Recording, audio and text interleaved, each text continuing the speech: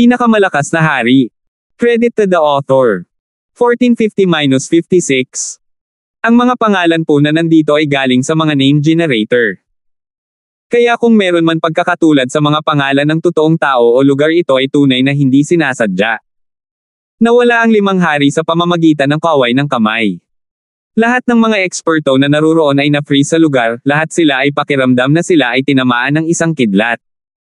Ni hindi nga sila sigurado kung paano namatay ang 5 haring iyon. Ito. Paano? Nanginginig sa takot ang payat na matanda, hindi makagalaw.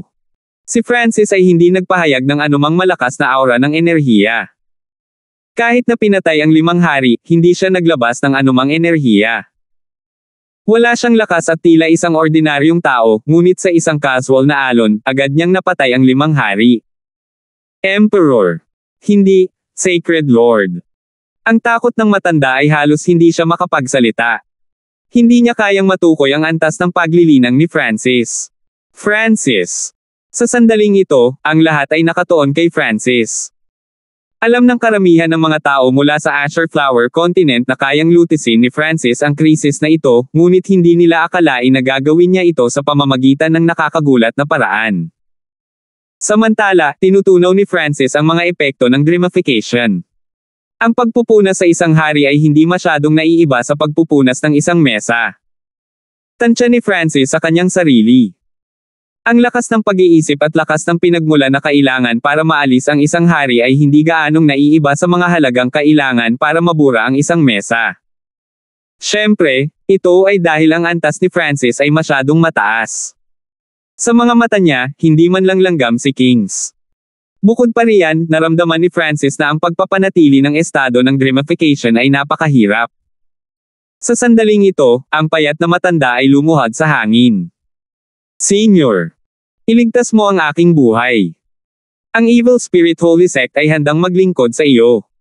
Nanginginig ang katawan ng matanda. Bagamat ayaw niya, masyadong malakas si Francis. Ni hindi man lang siya nagkaroon ng pagkakataong makatakas, kaya minabuti na lang na makipagkompromiso at pagkatapos ay magplano kung ano ang gagawin mamaya. Patawarin mo. Ha! Pinandilatan ni Francis ang payat na elder at malamig na ngumuso. Kung hindi siya nagkataong bumalik sa ganitong oras, nawasak na ng Evil Spirit Holy Sect ang Azure Flower Continent. Iligtas mo siya. Imposible. Boom! Nagdilim ang mundo habang pabaliktad ang ihip ng hangin. Isang napakalaking enerhiya ang biglang bumaba, katulad ng kalooban ng langit. Sa sandaling ito, naramdaman ng lahat ng nabubuhay na nilalang sa mundo na ang kanilang buhay ay wala na sa kanilang sariling mga kamay. Boom! Bang! Sa ilalim ng presyon ng pinakamataas na lakas na ito, ang katawan ng matanda ay durog-durog. Ilang sandali pa, bumalik sa normal ang mundo na parang walang nangyari. Natahimik ang larangan ng digmaan. Bagamat nabigla silang lahat sa tahimik na pagpatay sa 5 hari, hindi nila naintindihan kung paano ito nangyari. Ngunit sa pagkakataong ito, malinaw na naramdaman nilang lahat ang kapangyarihan ni Francis, isang kapangyarihan na maaaring mamuno sa buong mundo. Skeletal Division Leader, bakit hindi dumating ang 3 sekta ng Tianluo Islands Zone para tulungan ang Azure Flower Continent? Biglang tanong ni Francis. Noon, pumirma siya ng kontrata ng dugo sa 3 sekta. Ang 3 sekta ay ipinagbabawal na salakayin ang Azure Flower Continent sa hinaharap, at kung humingi ng tulong ang Azure Flower Continent, kailangan nilang gawin ang lahat para maprotektahan ito. Ngunit sa kabila ng panganib ng Azure Flower Continent, wala siyang nakitang sinuman mula sa 3 sekta. Kung ang 3 sekta ay handang tumulong sa lahat ng kanilang kapangyarihan, kung gayon kahit na hindi siya bumalik, ang Azure Flower Continent ay hindi kailanman nasa panganib. Hindi malinaw. Nagpadala ako ng kahilingan para sa tulong noon pa man, ngunit walang dumating. Ang Skeletal Division Leader ay makatutuhanang sagot. Nasa panganib ang Azure Flower Continent habang ang 3 sekta ay nasa ibang island zone, kaya wala siyang oras na magpadala ng sinuman upang makita kung ano ang nangyayari. Guru, ano ang dapat nating gawin sa mga taong ito? Ang Skeletal Division Leader ay tumingin sa mga miyembro ng Evil Spirit Holy Sect at tumingin kay Francis para sa patnubay. Sinusunod nila ang Azure Flower Continent o mamatay. Malamig na tiningnan ni Francis ang grupo at nagutos. Bago pa man siya makatapos ng pagsasalita, ang lahat ng miyembro ng Evil Spirit Holy Sect ay piniling magpasakop ng walang kaunting reklamo. Ngunit napangiwi ang Skeletal Division Leader. Kahit na ang lahat ng mga hari ng Evil Spirit Holy Sect ay napatay, ang natitirang mga miyembro ay napakalakas. Ang Scarlet Moon Palace ay hindi kayang kontrolin sila, at sila ay tiyak na magiging problema sa madaling panahon. Swish! Ikinawi ni Francis ang kanyang kamay, dinala ang Ghost Corpse Array sa kanyang harapan. Makalipas ang ilang sandali, naayos na ang lahat ng pinsalang ginawa sa Ghost Corpse Array. Kasabay nito, ang lahat ng mga bangkay ng multo sa loob ay lumakas at lumakas, na labis na ikinaalarma ng Skeletal Division Leader. Wala pang isang segundo, lahat ng mga multo na bangkay sa loob ng hanay ay may halos king level na enerhiya. Kunin mo. Ibinigay ni Francis ang bagong Ghost Corpse Array sa Skeletal Division Leader. Kailangan pa niyang umasa sa Skeletal Division Leader para protektahan ang Azure Flower Continent, at ang na-upgrade na Ghost Corpse Array na ito ay maaari ding ituring na isang uri ng reward. At ang array na ito ay hindi lamang pinalakas ang Skeletal Division Leader. Mauunawaan nito ang kaloobang iniwan ni Francis sa hanay upang madagdagan ang sarili nitong paglilinang. Oo. Ang Skeletal Division Leader ay labis na nabalisa habang kinuha niya ang Ghost Corpse Array. Ang bawat Ghost Corpse sa Ghost Corpse Array ay halos isang hari. Sa ganitong hanay, kahit na 3 Emperor ang kaharap nito, ang Skeletal Division Leader ay maaari pa ring lumaban. Natigilan si Clan Master Merlin. Sa pamamagitan ng Ghost Corpse Array na tulad nito, ang Flowing Light Continent ay magiging ligtas sa halos lahat ng walang hanggan. Ipinagpatuloy ni Francis ang pakikipag-usap sa kanyang mga dating kaibigan at niregalo sa kanila ng mga mapagkukunang maaaring magpahaba ng kanilang buhay. Swish! Si Francis ay nawala muli. Ang balita ng kanyang pagbabalik at ang casual na paraan kung saan napuksan niya ang Evil Spirit Holy Sect ay kumalat sa buong Azure Islands Zone, na naging dahilan upang siya ay maging isang ipinagbabawal na pag-iral ng Azure Flower Continent at lahat ng iba pang isla. Kahit na ang makapangyarihang mga paksayon tulad ng Three Saints Palace ay itinuring siya ng buong kataimtayman. Habang papaalis siya, inilabas ni Francis ang kanyang Divine Sense at pinagmasdan ang nakapaligid na sitwasyon. Sa sandaling dumating siya sa Tianlo Islands Zone, natuklasan niya na ang buong zona ay nasa gitna ng isang malaking digmaan na kinasasangkutan ng halos lahat ng paksayon sa zona. Natural na kasama rito ang Moon Demon Palace, Blackcliff Palace, at Pure Moon Spiritual Sect. Hindi nakapagtataka na ang 3 sekta ay hindi makakatulong sa Azure Flower Continent. Sila ay humaharap sa sarili nilang krisis. Dahan daw ang lumapit si Francis, pinagmamasdan ang nakakagulat na labanan na nagaganap sa Tianlo Islands Zone. Sa ibaba, ang mga cultivator ng evil daw ay nasa matinding pakikipaglaban sa maraming iba pang mga sekta at paksayon ng Tianlo Islands Zone. Kahit sa malayo, ang 3 pinuno ng Pure Moon Spiritual Sect, Blackcliff Palace, at Moon Demon Palace, na sinusuportahan ng isang malaking hukbo, ay nakikipaglaban sa 3 pang tao. Ang Saint Moonant Goddess ng Pure Moon Spiritual Sect ay nakatagpo ng ilang maswerteng pagkakataon at ngayon ay isang Void God Realm Emperor. Ang mga pinuno ng Blackcliff Palace at Moon Demon Palace ay parehong pinakamataas na hari. Pero mas nakakatakot ang mga kalaban nila. Silang 3 ay mga emperador.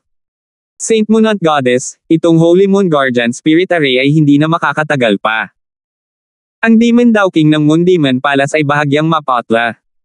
Kung wala ang array, hindi sila makakatagal kahit ilang sandali laban sa 3 emperor na ito. Damn! Pinaglalaruan tayo ng mga taong ito. Ang gintong kalansay ay humagulgol sa galit. Ang 3 emperador ay may sapat na lakas upang patayin ang hukbo ng Tianlo Islands Zone. Kapag nagawa na nila, ang 3 sa kanila ay walang magawa upang lumaban. Ngunit ang 3 emperador na ito ay may dahilan sa kanilang mga aksyon. Haha, Saint Moonant Goddess, kung magpapasakop ka sa emperador na ito, ang Pure Moon Spiritual Sect ay maliligtas mula sa pagkalipol. Malakas na tumawa ang isang puting buhok na emperor ng Emperor Trio. Huwag mo nang isipin iyon. Ang dalisay at matuwid na Saint Moonant Goddess ay namula habang siya ay sumisigaw. Siyempre, Ang puting buhok na emperor na ito ay hindi lang nagustuhan ang Saint Monant Goddess, kundi ang lahat ng iba pang babaeng disipulo ng Pure Moon Spiritual Sect. Haha, tingnan ko kung gaano kakatagal. Ang puting buhok na emperor ay hindi nagmamadali at nagpatuloy sa pugiling sa mga puwersa ng Tianlo Islands Zone.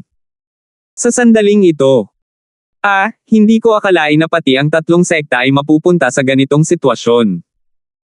Isang mahinang buntong hininga ang nanggaling sa di kalayuan. Manem. Sumimangot ang puting buhok na emperor.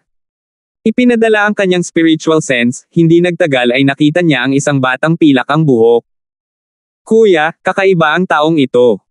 Sabi ng isang bilog na mukha at nasa katanghaliang gulang na lalaki sa tabi ng puting buhok na emperor. Nagkaroon ng kakilakilabot na digmaan na nagaganap at ang kanilang panig ay may tatlong emperador, ngunit ang taong ito ay tila hindi nataranta. Ito ay masyadong kakaiba. Francis. Ang tatlong tao sa loob ng hanay ay nagalak at agad na tumawag. Narating ni Francis ang Emperor Realm ilang dekada na ang nakalipas, kaya malamang na mas mataas pa ang kanyang cultivation ngayon. Kung tutulungan sila ni Francis, may pagkakataon silang makaligtas sa krisis na ito. Francis, tulungan mo kami sa pagkakataong ito, at ang aming tatlong sekta ay magpapasalamat magpakailanman. Agad na sabi ng Saint Montita Goddess. Siya yun. Sina Eula at Willa, na kinubkob, ay may masalimuot na tingin sa kanilang mga mukha. Hindi nila inaasahan na ang tatlong sekta ay muling aasa sa taong ito. Magandang kapatid, hindi ka dapat taga Tianlo Islands Zone. Kung hindi ka nakikialam sa usaping ito, may utang kaming tatlo sa iyo. Ang puting buhok na emperor ay hindi nakakakita kay Francis, ngunit nang makita kung paano siya tiningnan ng tatlong malalaking sekta, natukoy niya na si Francis ay hindi karaniwan. Upang maiwasan ang anumang sakuna, sinubukan niyang ipahayag ang kanyang mabuting kalooban kay Francis. Kahit sino pa ang makakaalam kung aling panig ang paboran kapag inalok ng pabor mula sa tatlong emperador. Hindi mo na kailangang magsabi ng kahit ano. Noon, itong si Hanford ay nangako na, kung ang tatlong dakilang sekta ay nasa ilalim ng anumang panganib, ibibigay ko ang lahat ng aking makakaya. Hindi pinansin ni Francis ang tatlong emperador. Ang tatlong malalaking sekta ay hindi tumulong sa Azure Flower Continent. Gayunpaman, kung ihahambing sa tatlong emperador, mas maganda ang impresyon niya sa mga tao ng tatlong sekta. Kung tutuusin, ilang beses na siyang nakipag-interact sa mga ito. Anak, mukhang pipilitin ka namin. Ang bilog na mukha na nasa katanghaliang gulang na lalaki ay galit na galit at handang hampasin. Dahil sinabi ni Francis na siya ay makikialam, sila ang unang mag-strike. Sa pagtama ng nasa katanghaliang gulang na lalaki, ang dalawa pang emperador ay naglunsad din ng mga pag-atake laban kay Francis.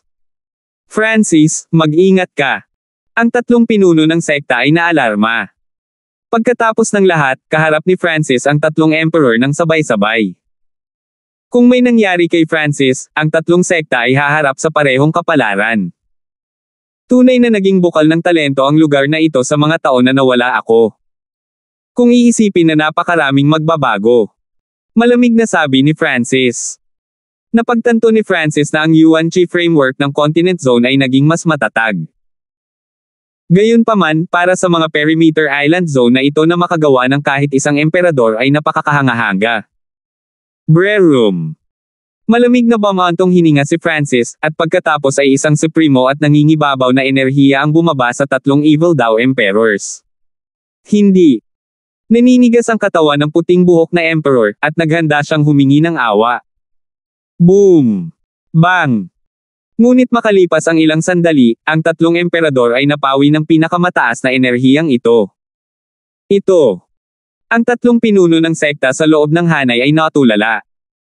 Hindi nila akalain na ang kontrata ng dugo na pinilit nilang lagdaan noon ay magbibigay daan sa kanila upang maiwasan ang ganitong kalamidad. Sa malapit, ang mabangis na nakikipaglaban ng mga hukbo ay kapwa huminto. Anong nangyari? Patay na ang tatlong emperador. Ang magandang mukha ni Willa ay nagulat. Hindi niya nakita kung paano namatay ang tatlong emperor dahil, nang tumingin siya, patay na ang mga emperador.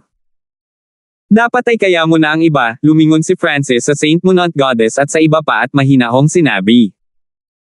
Kinailangan lamang ng kaunting pagsisikap sa kanyang bahagi upang tulungan ang tatlong sekta sa pagsunod sa kontrata na kanyang ginawa. Swish! Habang nanonood ang libu-libong tao, nawala si Francis. Mula sa sandaling ito, ang Tianlo Islands Zone ay nagkaroon ng isa pang maalamat na figure. Para kay Francis, nagpatuloy siya patungo sa Continent Zone. 1451. Habang papunta siya sa Continent Zone, inilabas ni Francis ang kanyang divine sense para obserbahan ang sitwasyon sa paligid niya. Napagtanto niya na ang karamihan sa mga sona sa karagatang Kang ay nalubog sa digmaan. Kung siya ay dumaan, matatalo ni Francis ang mga Evil Daw cultivator na nagsimula ng mga digmaang ito.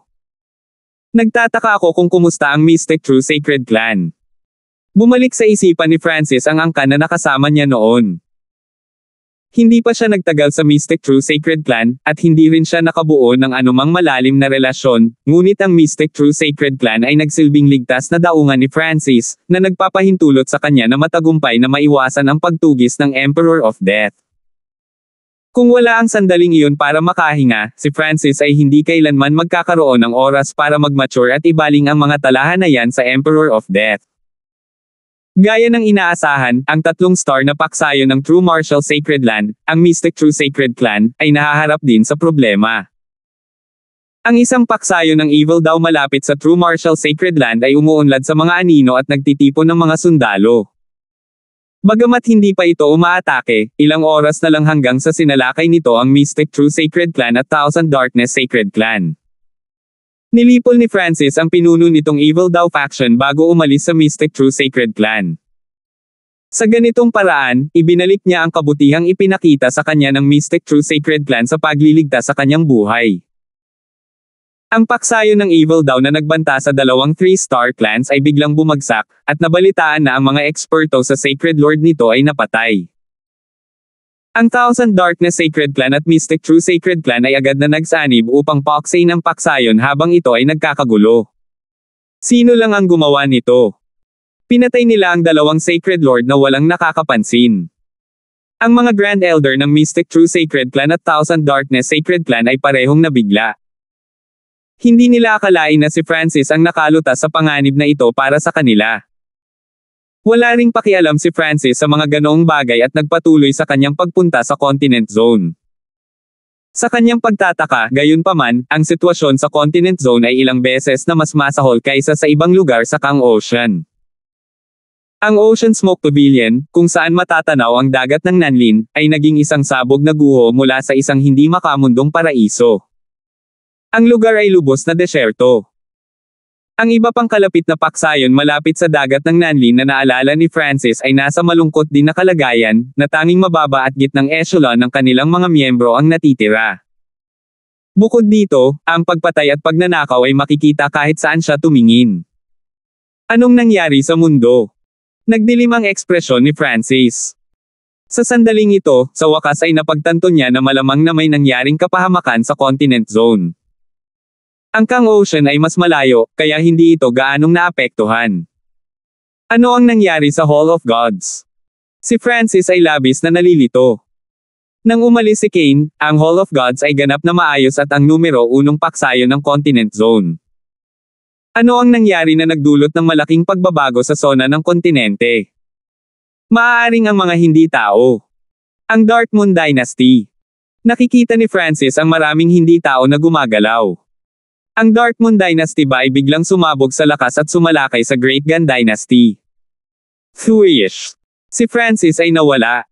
Sa Yu Province, malapit sa Briggs family of the 8 Great Families. Patayin. Walang iwanan na buhay. Sa loob ng Briggs family, isang matandang lalaki na nababalutan ng mga balahibo ng violet ang nanguna sa isang grupo ng mga sundalo sa isang massacre. Ang elder na ito ay isang maagang yugto ng Sacred Lord, at ang kanyang mga sundalo ay halos mga hari at ilang emperor. Umalis. Bumalik sa Hall of Gods. Sa loob ng Briggs family, isang babaeng may mabituing mata at matikas at tahimik na mukha ang nanguna sa isa pang grupo sa isang fighting retreat. Habang ang babae ay isang Sacred Lord, ang natitirang mga miyembro ng Briggs family ay nasa Origin Core Realm, na may napakaliit na bilang sa Void God Realms. Ang mga puwersa ng Briggs family ay nasa desperadong paghihirap. Haha, kahit bumalik ka sa Hall of Gods, anong magagawa mo? Isang lalaking may itim na pakpak ang lumutang sa langit, tumatawa habang nakatingin sa ibaba. Ang lalaking may pakpak na itim na ito ay isang huling yugto na Sacred Lord. Siya ay hindi pa lumahok sa labanan na ito, tahimik lamang na nagmamasid sa mga paglilitis. Damn! Jane, mauna ka na. Gagawin namin ang lahat para maantala ang mga bastos na ito. Isang mabangis na determinasyon ang lumitaw sa mukha ni Winston. Sina Winston at Jane ay parehong miyembro ng Briggs family, at sila ay sumama kay Francis sa larangan ng digmaan ng 3 probinsya, tinulungan ng ika-9 na prinsipe sa pagsakop sa mga hindi tao. Ang iba pang miyembro ng Briggs family ay matinding determinado na lumaban hanggang sa wakas. Kung sasama tayo, may pagkakataon pa tayong tumakas. Agad namang tumanggi si Jane. Ang kaaway ay may 2 sagradong Panginoon, at isang sagradong Panginoon lamang ang maaaring makitungo sa isang sagradong Panginoon. Kapag siya ay umalis, ang natitirang bahagi ng Briggs family ay hindi na makakalaban at madaling madudurog. Haha, gaya ng inaasahan ng isa sa dating 8 great families. Talagang may backbone ka. Tawa ng tawa ang lalaking may pakpak na itim sa langit. Pagkaraan ng ilang sandali, nagsimulang magpulso ng enerhiya ang kanyang katawan, at nag-charge siya pababa. Hindi maganda. Aatake siya. Ngumisi si Jane. Siya ay isa lamang sa unang yugto ng Sacred Lord. Ang pinakamagagawa niya ay makipaglaban ng pantay-pantay sa lalaking may balahibong violet na iyon. Kung namagitan ang huling yugto na Sacred Lord, talagang nasa panganib sila. Sa sandaling ito, isang dagindong ang nagmula sa malayo. Ang lakas ng loob mo. Ang lalaking may pakpak na itim at ang lahat ng iba pang miyembro ay natigilan sa boses na ito. Para sa isang tao na maglakas loob na makipag-usap sa kanila ng ganito sa oras na ito ay talagang nakakagulat. Ngunit makalipas ang ilang sandali. Brer room. Dumagundong ang kulog habang dumilim ang langit. Ang buong mundo ay biglang napuno ng napakalaking kalooban. Ang lahat sa lugar ay hindi sinasadyang nanginig na hindi gumagalaw sa pamamagitan ng kapangyarihang ito. Ito. Saang powerhouse galing ito? Takot na sigaw ng lalaking may pakpak na itim. Marami na siyang nakitang demigods noon pa man, ngunit kahit na ang demigods ay hindi makapagbigay ng ganitong takot sa kanyang puso. Sa sandaling ito, napagtanto niya na ang boses ay nanggaling sa napakalayo. Kaya, ang boses ay dumating bago ang tao. Dapat may dumaan na eksperto. Ang mga miyembro ng Briggs family ay nakatingin sa malayo. Walang alinlangang dumating ang tagapagsalita upang tulungan sila. Nang lumitaw ang isang pilak na buhok, marami sa mga miyembro ng Briggs family ang natulala. Francis. Ang mukha ni Jane ay naging malumanay habang nakatitig sa mukha ni Francis, ang kanyang isip ay lumulubog sa emosyon. Bagamat malaki ang pagbabago sa kanyang kilos at hitsura, sigurado siya na ang taong ito ay si Francis. Senior Hanford, gulat na sigaw ni Winston. Francis, ang dating pinakamalakas na eksperto ng Continent Zone. Ang mga mata ng mga miyembro ng Briggs family ay kumikinang habang nakatingin sila kay Francis. Sinakop ni Francis ang Black Destruction Serpent Dragon, pinatay ang True God Tianfa mula sa Ancient Desolate Realm of Gods, at niyanig ang buong Great Gun Dynasty. Maging ang Dragon Emperor, na naging isang tunay na Diyos, ay hindi nang ahas na gumawa ng anuman sa kanya. Dahil dito, nakilala siya bilang pinakamalakas na eksperto ng Continent Zone. Si Francis ay nanirahan din kasama ang Briggs family sa loob ng ilang panahon. Mula sa isang tiyak na pananaw, sina Jane at Winston ay kanyang mga kalahating disipulo. Sinundan nila si Francis sa larangan ng digmaan ng 3 probinsya. Sa paglalakbay, madalas silang tinutulungan ni Francis na malutas ang mga paghihirap at problemang nararanasan nila sa kanilang cultivation at bloodline techniques. Sa sandaling ito, si Jane ay isang maagang yugto na Sacred Lord habang si Winston ay isang quasi-Sacred Lord. Francis. Ang lalaking may pakpak na itim na sasampa ay biglang may naisip at napangiti. Si Francis ay hindi lamang isang maalamat na figure ng Great Gun Dynasty. Siya rin ay isang bawal na pag-iral ng Dark Moon Dynasty. Pagkatapos ng lahat, 60 taon na ang nakalilipas, si Francis ang pinakamalakas na eksperto ng Continent Zone. Ngunit lahat ng mga kwento ay nagsabi na si Francis ay umalis patungo sa ancient desolate realm of gods. Paano kaya ito? Paanong bumalik si Francis sa continent zone? Umuungal ang lalaking may pakpak na itim. Walang sino man mula sa continent zone ang nakapunta sa ancient desolate realm of gods at pagkatapos ay bumalik. Ang Darkmoon Dynasty ay talagang hindi alam kung ano ang mabuti para dito. Ang ekspresyon ni Francis ay malamig sa yelo. Sa ibaba, ang lalaking may balahibo na kulay lila at ang kanyang hukbo ay nanginginig sa takot, hindi nang ahas na magsalita. Senior, makinig ka sa paliwanag ko. Ang Darkmoon Dynasty ay walang pananagutan sa nagsimulang magmadaling magsalita ang lalaking may pakpak na itim. Mamatay. Hindi kumikibo, inilabas ni Francis ang isang daliri. Thwish. Isang magulong bolt ng silver energy ang bumaril pasulong. Ang silver bolt na ito ay hindi masyadong mabilis gumalaw, ngunit natuklasan ng lalaking may pakpak na itim at ng iba pa na hindi sila makagalaw. Boom! Bang! Nagsimulang lumabas ang silver bolt ng isang malakas na puwersang lumalamon. Ang lalaking may pakpak na itim at ang kanyang mga kasama ay nagkapira-piraso hanggang sa walang natira.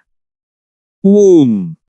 Ang lumalamon na enerhiyang iyon ay nagdulot pa ng pagkapunit sa kalawakan, na nagpapahintulot sa ipinagbabawal na enerhiya na tumagos. Hindi na kontrol ng mabuti ni Francis ang kanyang kapangyarihan sa pagkakataong ito, at ang pag-atake na ginamit niya ay nagtulak sa continent zone sa limitasyon nito at halos mapunit ang dimensyon. Ang mga miyembro ng Briggs family ay labis na nasasabik na makita ang kanilang mga kaaway na agad na napatay. Ito ang tunay na pinakamalakas na eksperto ng continent zone. Ngayong nagpakita na siya, nagkaroon ng pagkakataong mailigtas ang dakilang Dynasty Marsen. Ano ang Senior Star Demon? Tinanong ni Francis sina Jane at Winston. Paanong ang Briggs family ay kakaunti na lang ang natitira, at si Jane lang ang Sacred Lord? Senior Hanford, magaling si Senior Star Demon. Nasa Hall of God silang lahat, medyo kinalma ni Jane ang sarili bago sinabi. Mabuti. Nakahinga ng maluwag si Francis. Malaking tulong sa kanya noon ang Sacred Lord Star Demon ng Briggs family. Natatakot siya na ang iba ay napatay. Ang lahat ng ito ay dahil sa isang taong tinatawag na True God Spirit Demon. Mapait na sabi ni Jane sa dalamhati. Tunay na Diyos. Si Francis ay namangha. Isang True God expert ang nagpakita sa continent zone. Ngunit bakit mananatili ang isang makapangyarihang tunay na Diyos sa gayong mababang uri ng dimensyon? Hindi na nagtanong pa si Francis. Si Jane ay isang early stage na Sacred Lord, kaya wala siyang masyadong alam. Tiwala siyang matututunan niya ang lahat kapag nakabalik na siya sa Hall of Gods. Sa lalawigan ng Yo, ang Hall of Gods ang huling ligtas na kanlungan ng Great Gun Dynasty. Grand Imperial Hall, Sky Suspension Palace, ang 8 Great Families. Halos lahat ay nagtipon dito. Ang lahat ng mga nangungunang eksperto sa Great Gun Dynasty ay nagtipon sa loob ng isang lihim na bulwagan. Dapat ba tayong umupo dito at hayaan silang sumama sa atin? Si Demigod Taichi ng Grand Imperial Hall ay nagalit. Mula nang magtungo ang True God Dragon Emperor sa Ancient Desolate Realm of Gods, si Demigod Taichi ay naging pinuno ng Grand Imperial Hall. Ngunit ang True God Spirit Demon ay masyadong makapangyarihan. Sa loob lamang ng ilang maikling taon, napakaraming bahagi ng Great Gun Dynasty ang bumagsak na. Ang Demigod Withered Breath of Sky Suspension Palace ay may medyo malungkot na aura. Siya ang dating pinakamalakas na demigod ng Sky Suspension Palace, ngunit siya ay nasugatan ng husto at hindi nagtagal upang mabuhay. Isang buwan na lang ang natitira. Ang Sacred Emperor ng Great Gun Lord Dynasty, na nakasuot ng Golden Dragon Robe, ay labis na nag-aalala. Isang buwan lang ang ibinigay sa kanila ng True God Spirit Demon. Kung hindi sila magpapasakop, paliliguan niya ng dugo ang buong Great Gun Dynasty. Bakit hindi na lang tayo sumuko? At least makakaligtas tayo. Medyo mahinang sabi ng ilang eksperto sa bulwagan. Sa harap ng kamatayan, ang karamihan sa mga tao ay matatakot at magmamakaawa para sa huling pagkakataong mabuhay. Talagang may pagkakataong manalo. Sabi ng isang babaeng naka-moon robe mula sa Ocean Smoke Pavilion, matigas ang ulo. Ang taong ito ay ang kasalukuyang Hall Master ng Hall of Gods, si Bichingyo. Bagamat siya ay isa lamang sa unang yugto ng Sacred Lord, nagtataglay siya ng pinakamataas na prestihiyo. Ang karamihan sa mga miyembro ng upper echelon ng Hall of Gods ay may ganap. Magtiwala sa kanya. Ano ang pagkakataon ng tagumpay? Si Demigod Tai Chi ay may napakalungkot na ekspresyon habang nagsasalita siya. Sa sandaling ito, isang tao ang lumitaw sa gitna ng bulwagan.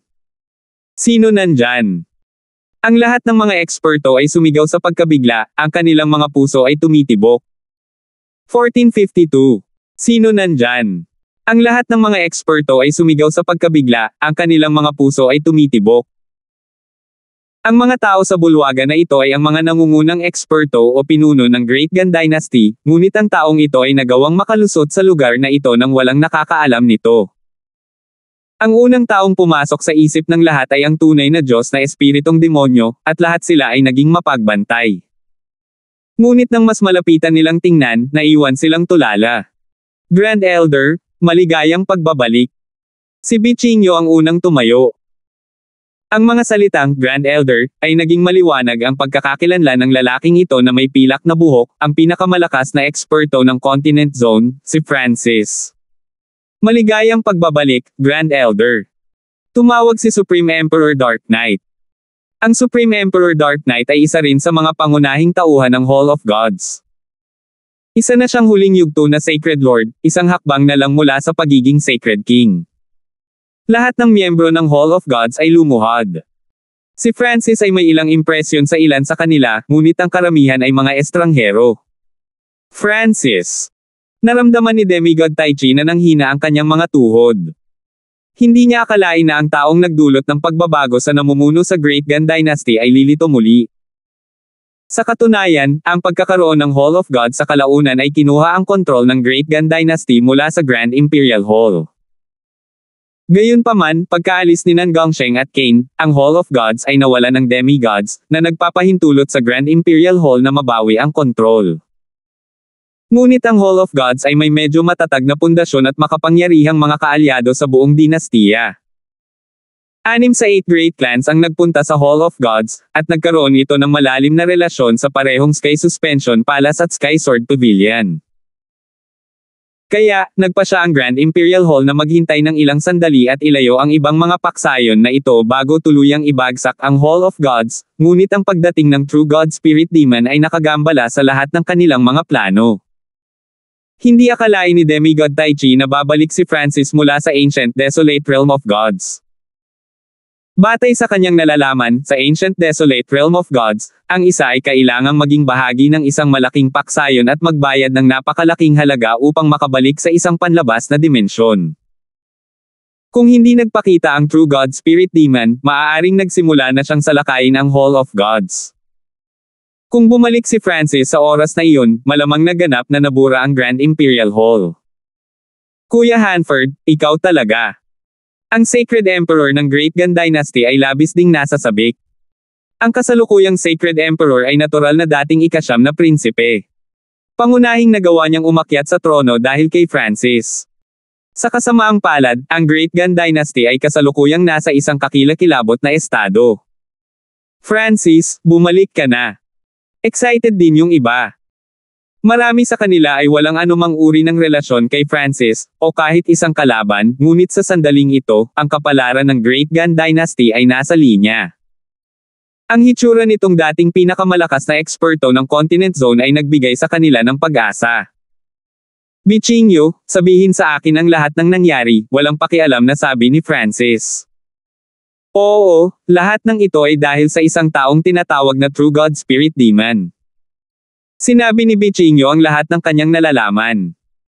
Ang Hall of Gods ay may isang team na nilalayong lalo na para sa intelligence gathering, at mayroon itong napakadetalyadong ulat tungkol sa True God Spirit Demon. 25 taon na ang nakararaan, isang taong tumatawag sa kanyang sarili na True God Spirit Demon ay lumitaw sa Continent Zone. Noong panahong iyon, ang taong ito ay hindi pa sagradong Panginoon. Mula nang lumitaw siya, nagsimula siyang gumawa ng mga krimen. Bagamat marami siyang nasaktan, palaging papatayin ng tunay na espiritu ng Diyos na demonyo ang mga humahabol sa kanya. Nang maglaon ay nakuha niya ang atensyon ng mga pangunahing paksayon tulad ng Hall of Gods at Grand Imperial Hall, ngunit noon, ang True God Spirit Demon ay napakalakas. Nabigo lahat ang mga pagtatangka ng mga pangunahing paksayon na palibutan at patayin siya. Sa 20 ilang taon na iyon, nagpunta siya mula sa isang taong mas mahina kaysa sagradong Panginoon tungo sa tunay na Diyos, naging pinakamalakas na eksperto ng Continent Zone. Bakit siya nakipag-alyansa sa mga hindi tao? Medyo nalilito si Francis. Nang ang taong iyon ay nagdudulot ng kalituhan sa buong Great Gun Dynasty, hindi rin niya pinabayaan ang Dark Moon Dynasty. Nang maabot niya ang antas ng tunay na Diyos, nagkataong siya ay nasa Dark Moon Dynasty, at ang kanyang napakalakas na lakas ay natakot sa Dark Moon Dynasty na sumuko. Sinagot ni Bichinyo ang tanong ni Francis. Ha! Mahinang bumantong hininga si Francis. Ang Yuan-Chi framework ng Continent Zone ay mas matatag kaysa sa nakaraan. Logically speaking, ang Continent Zone ay dapat na mas malakas pa kaysa noong panahon ni Francis. Kung ang mga dalubhasa ng magkabilang dinastiya ay nagsama-sama, dapat ay nakaharap nila ang isang tunay na Diyos. Pagkatapos ng lahat, ang isang tunay na Diyos ay maaari lamang talagang gumamit ng kapangyarihan na mas mahina kaysa sa isang tunay na Diyos, kung hindi, sila ay itataboy mula sa dimensyon. Abay masyadong malaki ang awayan ng dalawang dinastiya. Naging sanhi ito ng pagbagsak ng Dark Moon Dynasty at ang napipintong pagkawasak ng Great Gun Dynasty. Francis, ang Great Gun Dynasty ay kailangang umasa sa iyo para dito. Kumikislap ang mga mata ng demigod withered breath ng Sky Suspension Palace. Dahil si Francis ay bumalik mula sa ancient desolate realm of gods, kailangan niyang maging true god kahit papaano. Maaari lang niyang gamitin ang sub-true god na kapangyarihan sa Continent Zone, ngunit iyon ay naglagay lamang kay Francis at True God Spirit Demon sa parehong antas. Kahit papaano, kayang pigilan ni Francis ang True God Spirit Demon. Hindi ko siya hahayaang gawin ang gusto niya. Malamig ang mga mata ni Francis. Ang True God Spirit Demon na ito ang nagpagulo sa Great Gun Dynasty at naapektuhan pa ang estado ng Kang Ocean at ng Azure Flower Continent. Hindi niya maaaring hayaan na magpatuloy ito. Ang lahat ng mga eksperto ay nakahinga ng maluwag at ngumiti. Bagamat hindi pa sila nanalo, nakita nila ang pag-asa sa kanilang kawalan ng pag-asa. Francis, anong klaseng plano ang mayroon ka? Kailangan nating alisin ang tunay na Diyos na espiritong demonyo o itaboy siya, kung hindi, ang Continent Zone ay hindi kailanman magiging mapayapa. Tanong ni Demigod Tai Chi.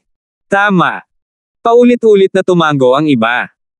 Sa lugar na ito, magagamit lamang ni Francis ang parehong antas ng kapangyarihan bilang True God Spirit Demon. Isang maselang plano ang kailangan para patayin siya. Aatake na lang tayo, walang iniisip na sabi ni Francis. Sa mga digmaan sa ancient desolate realm of gods, hindi man lang siya mapakali na pumatay ng mga maruruming true gods. Francis, siguradong matatalo mo siya. Sabi ng isang lalaking itim ang buhok, kumikislap ang mga mata sa matalim na liwanag. Ang taong ito ay walang iba kundi si Trevor. Siya ay kasalukuyang isang sagradong hari, ang miyembro ng mga kakilala ni Francis na gumawa ng pinakamaraming pag-unlad. Talagang hindi. Agad na tumanggi ang mga demigod na naruroon. Kahit na kayang pigilan ni Francis ang True God Spirit Demon sa isang harap-harapang paghaharap, ang Great Gun Dynasty ay lubhang nasugatan at hindi makakapantay sa Dark Moon Dynasty. Bukod dito, malamang na hindi alam ng kalaban na nakabalik na si Francis. Kailangan nilang mag-isip ng isang plano na maaaring makahuli sa kaaway at maalis ang tunay na Diyos na espiritong demonyo. Pagkatapos ay hintayin na lang natin siyang lumapit at ipadala ang sarili sa kanyang kamatayan, pinag-isipan ito ni Francis bago sabihin. Sa anumang kaso, nagpasya siyang manatili sa Continent Zone para sa isang spell. Pagkatapos sabihin ito, umalis si Francis. Ha! Kahit na si Francis ay isang tunay na Diyos, siya ay napakabata pa rin at mapusok. Napabuntong hininga si Demigod withered breath. Hallmaster B, subukang hikayatin si Francis. Sabi ng Sky Sword Pavilion Demigod. Ang kapalaran ng dinastiya ay nakataya. Hindi ito laro. Sinabi ng Grand Elder na maghintay tayo dito para sa kalaban, kaya maghihintay ang Hall of Gods. Hindi natinag si Bichinyo. Karaniwan, nakikinig sana siya sa payo ng iba, ngunit naniniwala siya sa lahat ng desisyon ni Francis. Umalis na ang delegasyon ng Hall of Gods. Ang ibang mga paksayon ay walang nagawa kundi tanggapin. Kung wala ang pakikipagtulungan ng Hall of Gods, ang pagtalakay sa iba pang mga plano ay walang kabuluhan. Higit pa rito, ngayong nakabalik na si Francis, kahit papaano ay maaaring lumaban ang Great Gun Dynasty at hindi na lamang kailangang maupo sa paligid habang naghihintay na patayin. Ginugol ni Francis ang mga sumunod na araw sa pag-iisa sa loob ng space-time robe. Pangunahing sinaliksik niya ang Dream God Eye. Ang paggising ng God Eye ay hindi maaaring magresulta sa kakayahan ng dreamification. Nagsimulang mag-isip si Francis. Sa huli, nagpasya siyang subukan ang illusion arts. Si Francis ay palaging bihasa sa mga ilusyon, at ang mga kakayahan ng Dream God ay tila may kaugnayan sa mga ilusyon. Forbidden Illusion Lost World. Naisip ni Francis ang kanyang illusion daw ay bloodline technique. Nagtataka ako kung ano ang mangyayari kung gumamit ako ng origin energy para gumawa ng illusion daw dimension. Nagsimulang i-circulate ni Francis ang kanyang origin energy. Makalipas ang 3 araw, ginamit niya ang Dream God Eye's origin energy para lumikha ng mental na dimensyon. Nagkaroon ng isang simpleng maze sa dimensyong ito, ngunit ang lahat ay nasa nakasisilaw na kulay tulad ng panaginip. Sobrang totoo. Ipinadala ni Francis ang kanyang isip sa dimensyong ito, ngunit naramdaman niya na ito ay isang tunay na dimensyon. Bilang karagdagan, sa dimensyong ito, maaaring baguhin ni Francis ang anumang gusto niya. Matapos mabago, ang lahat ay magiging totoo pa rin hanggat maaari. Kailangan ko ng isang paksa ng pananaliksik. Sa pagsasaliksik ng God Eye Arts, mas maganda kung may target siya. Ibinaling ni Francis ang kanyang mga mata sa malapit na Black Destruction Dragon. Bees. Itinuon niya ang kanyang kaliwang mata. Agad na nagising ang Black Destruction Dragon na may panimula. Habang nakatutok ang kaliwang mata ni Francis, ang Black Destruction Dragon's soul intent ay hindi maipaliwanag na bumagsak sa ibang dimensyon, ngunit ang katawan nito ay nanatili sa kinaroroonan nito, hindi gumagalaw. Ito ang pakiramdam ng Black Destruction Dragon ay nahulog ito sa isang kakaibang panaginip, ngunit ang lahat sa panaginip na ito ay tila totoong totoo. Maging ang enerhiya ng kanyang amo ay tila walang pinagkaiba sa tunay. Anong nangyayari? Tinitigan ni Francis ang Black Destruction Dragon. Naramdaman niyang pareho ito at ang sarili niya sa loob ng kakaibang dream dimension. Malinaw niyang nakikita ang bawat kaliski sa katawan ng dragon, nararamdaman ang paghinga nito, at nararamdaman ang pagdaloy ng dugo sa katawan nito. Ito ay masyadong totoo. Tumingin si Francis sa Black Destruction Dragon, bumuo ng Chaos Origin Divine Sword, at casual na naglaslas. Master! Ano ang nangyayari sa iyo? Naalarma ang Black Destruction Dragon. Caught off guard, ito ay tinamaan ng espada ni Francis, isang sugat na lumitaw sa katawan nito. Ano ito? Natarante si Francis. Ang sigaw ng Black Destruction Dragon ay hindi kapani-paniwalang totoo, dahilan upang huminto siya sa pag-atake. Swish! Ang kanyang isip ay umatras mula sa Dream Dimension, at lahat ng mga imahe ay naglaho. Ang mga hiyawan ng Black Destruction Dragon ay umalangaw-ngaw sa buong Spacetime Robe Dimension. Ito. Paano? Hindi makapaniwala ang Black Destruction Dragon habang nakatitig sa malagim na sugat sa katawan nito. Ito ay eksaktong kapareho ng sugat na ginawa sa panaginip. Lahat ng nangyari sa panaginip ay nagkatotoo. Ito ay masyadong nakakatakot. Ano ang nangyayari sa Dream Dimension ay nangyayari din sa realidad. Gulat na tinitigan ni Francis ang Black Destruction Dragon. Ngayon lang, tanging ang isipan ng Black Destruction Dragon ang nasa Dream Dimension na nilikha niya. Gayunpaman, nang salakayin niya ang Black Destruction Dragon sa Dream Dimension, nasugatan din ang tunay na katawan ng Black Destruction Dragon. Pwede bang? Little Black, subukan natin ulit. Si Francis ay labis na interesado at ngumiti sa Black Destruction Dragon. Hindi. Guro, hindi ito biro. Namutla ang Black Destruction Dragon. Pero baliwala kung tumanggi ito. Ginugol ni Francis ang sumunod na panahon sa pagsasaliksik sa kakayahang ito sa Spacetime Robe. Maaari niyang hilahin ang isip ng iba sa kanyang Dream Dimension. Sa dimensyon ng pangarap, ang mga sugat na natamo sa iba ay makikita sa katotohanan. Tinawag ni Francis ang kakayahang ito na intrusive dream. Isang araw, lahat ng tao sa Hall of Gods ay nakadama ng mapang-ipong enerhiya. Darating na sila. Ang lahat sa Hall of Gods ay nagsimulang pumwesto. Isang malawak na hukbo ang papalapit. Unti-unting lumitaw ang isang matanda na kulay violet ang buhok. Ang matandang ito ay nakaupo sa isang napakalaking trono na gawa sa hindi mabilang na mga buto. Nagpakita siya na parang isang kataas-taasang emperador. Ang taong ito ay True God Spirit Demon. Sa likod niya ay ang malawak na hukbo ng Darkmoon Dynasty. Hallmaster B, bakit hindi pa lumalabas si Francis? Nag-aalalang tanong ni Demigod Tai Chi. Pakiramdam niya ay tinatrato ito ni Francis na parang isang laro. Nakaramdam din ng kaba ang ibang mga eksperto. Mayroon kang 10 segundo para sabihin sa akin ang iyong desisyon, tumingin sa ibaba ang True God Spirit Demon at casual na sinabi. 10. 9. 3. Dahan daw ang bumilang ang True God Spirit Demon. Unti-unting nagpanik ang mga miyembro ng Hall of Gods. 1. Dahil tumanggi kang sumuko, huwag mong sisihin. Nanlamig ang mga mata ng True God Spirit Demon.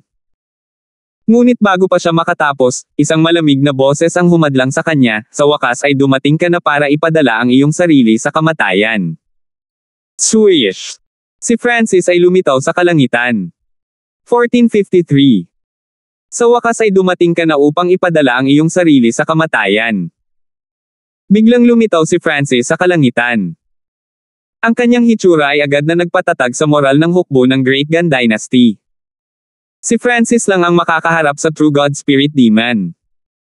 Ngunit ang kanyang mga salita, sa kanilang pananaw, ay medyo masyadong mapagmataas. Ang dalawa sa kanila ay parehong limitado sa parehong antas sa dami ng kapangyarihan na maaari nilang gamitin. Ang pagkamit ng tagumpay ay magiging napakahirap, lalo pa ang pagpatay sa kanilang kalaban. Manem. Ang True God Spirit Demon, na nakaupo sa kanyang bone throne, ay tumitig kay Francis. Natuklasan niya na medyo hindi niya makita ang taong ito. Kailangang maunawaan ng isa na, sa kanyang kapanahunan, ang True God Spirit Demon ay isang rank 6 True God. Bagamat kamakailan lamang siya ay bumalik sa pagiging isang rank 1 True God, mayroon pa rin siyang pananaw at karanasan ng isang rank 6. Francis. Ilang demigod sa mga hindi tao ang bumukas ang pangalan ni Francis sa gulat. Ngunit nang tumingin sila sa True God Spirit Demon, kumalma sila pabalik. Kasama ang True God Spirit Demon dito, kahit si Francis ay hindi na gaanong nakakatakot. Hindi nakakagulat na tumanggi ang dakilang Dynasty Marson na sumuko. Nag-imbite ito ng isang napakahusay na tao. Naging seryoso ang ekspresyon ng True God Spirit Demon.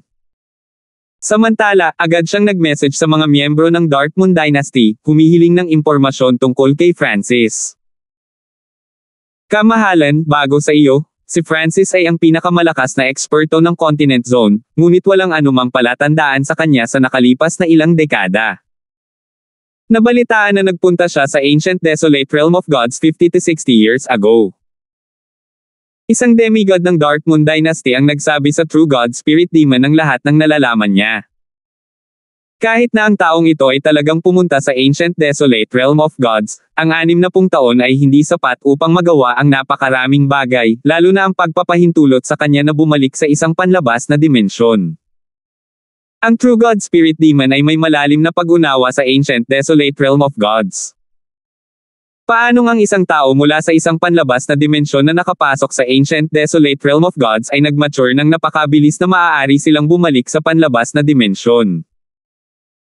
Kailangang mapagtanto ng isa na ang mga tunay na Diyos ay napakakaraniwan sa Ancient Desolate Realm of Gods, at sa mga digmaan sa pagitan ng mga pangunahing paksayon, ang mababang ranggo na True Gods ay mga kanyan lamang.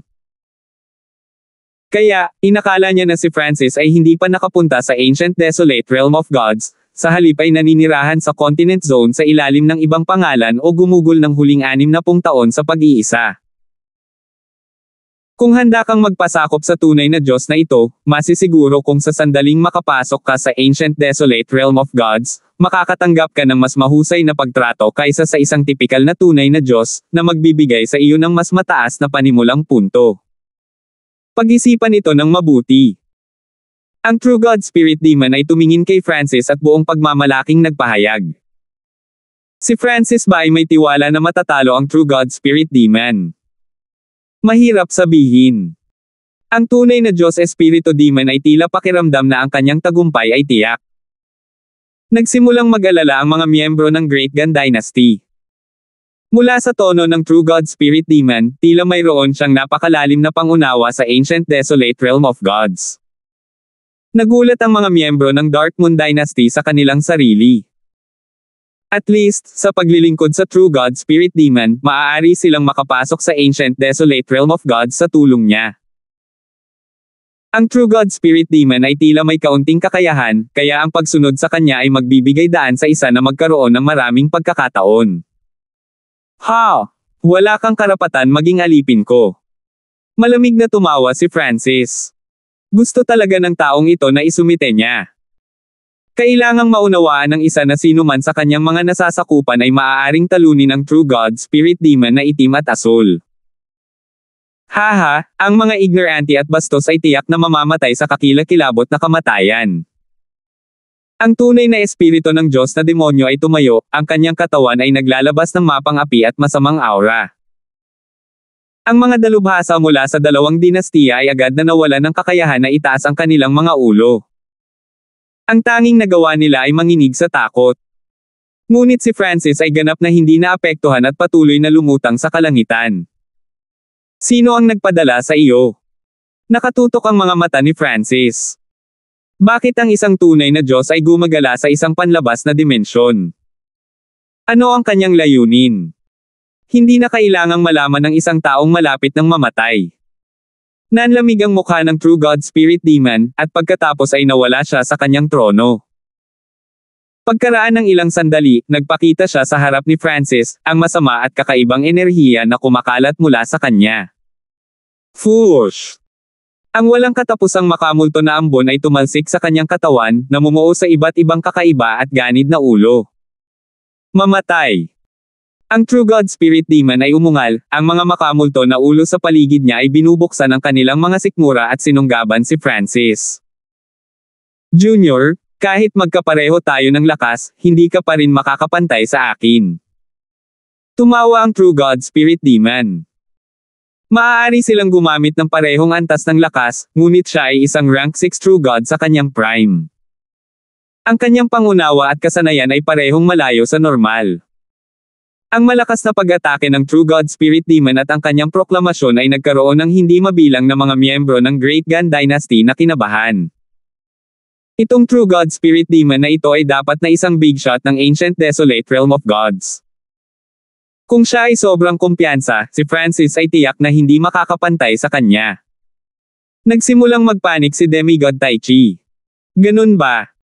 Bahagyang ngumiti si Francis, at pagkatapos ay nawala siya, tinakasan ang paikot-ikot na pag-atake ng True God Spirit Demon. Ilang sandali pa, nagpakita siya sa likod ng True God Spirit Demon. Mapanghimasok na panaginip. Ang kaliwang mata ni Francis ay nagsimulang umikot, isang panaginip na maze ang lumitaw sa loob. Sa sandaling ito, ang mapangarapin na liwanag na ibinubugan ng kanyang kaliwang mata ay nagniningning sa buong mundo, na ginagawa itong isang panaginip na paraiso mula sa madilim at dilim. Whoosh!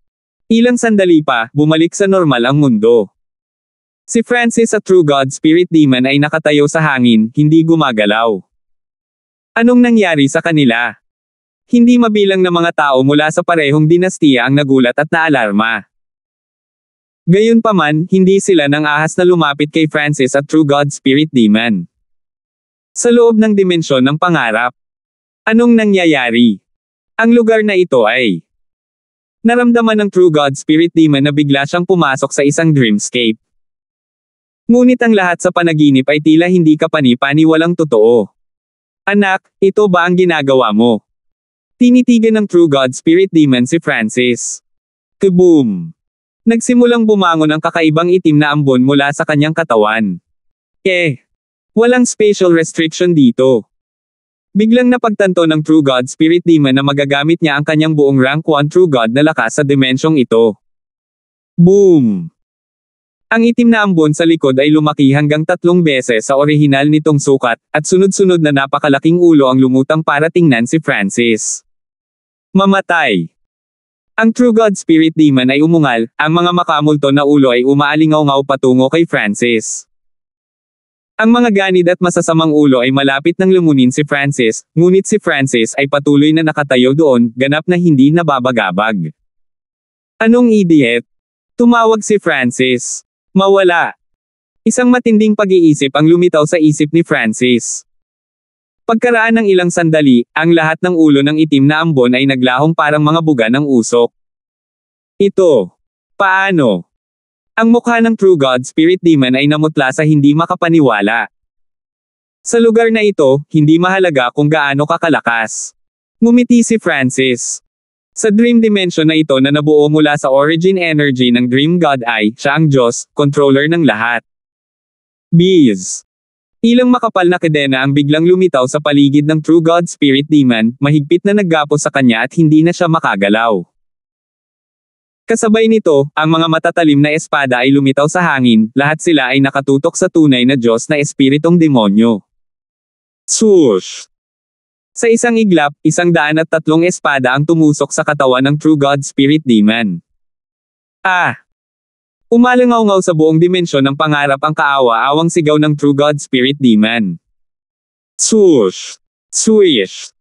Tuwid na tumusok ang matatalas na espada sa katawan ng True God Spirit Demon. Sa labas ng mundo, sunod-sunod na madugong sugat ang lumitaw sa katawan ng True God Spirit Demon, na ikinagulat ng mga miyembro ng parehong dinastiya. Sa totoo lang, maaaring agad na mapatay ni Francis ang True God Spirit Demon, ngunit dahil sa gulo na ginawa ng True God Spirit Demon sa Continent Zone, kinailangan siya ni Francis na pahirapan ng kaunti para mailabas ang kanyang galit. Bukod dito, ito rin ang perpektong oras para subukan ang kanyang intrusive dream.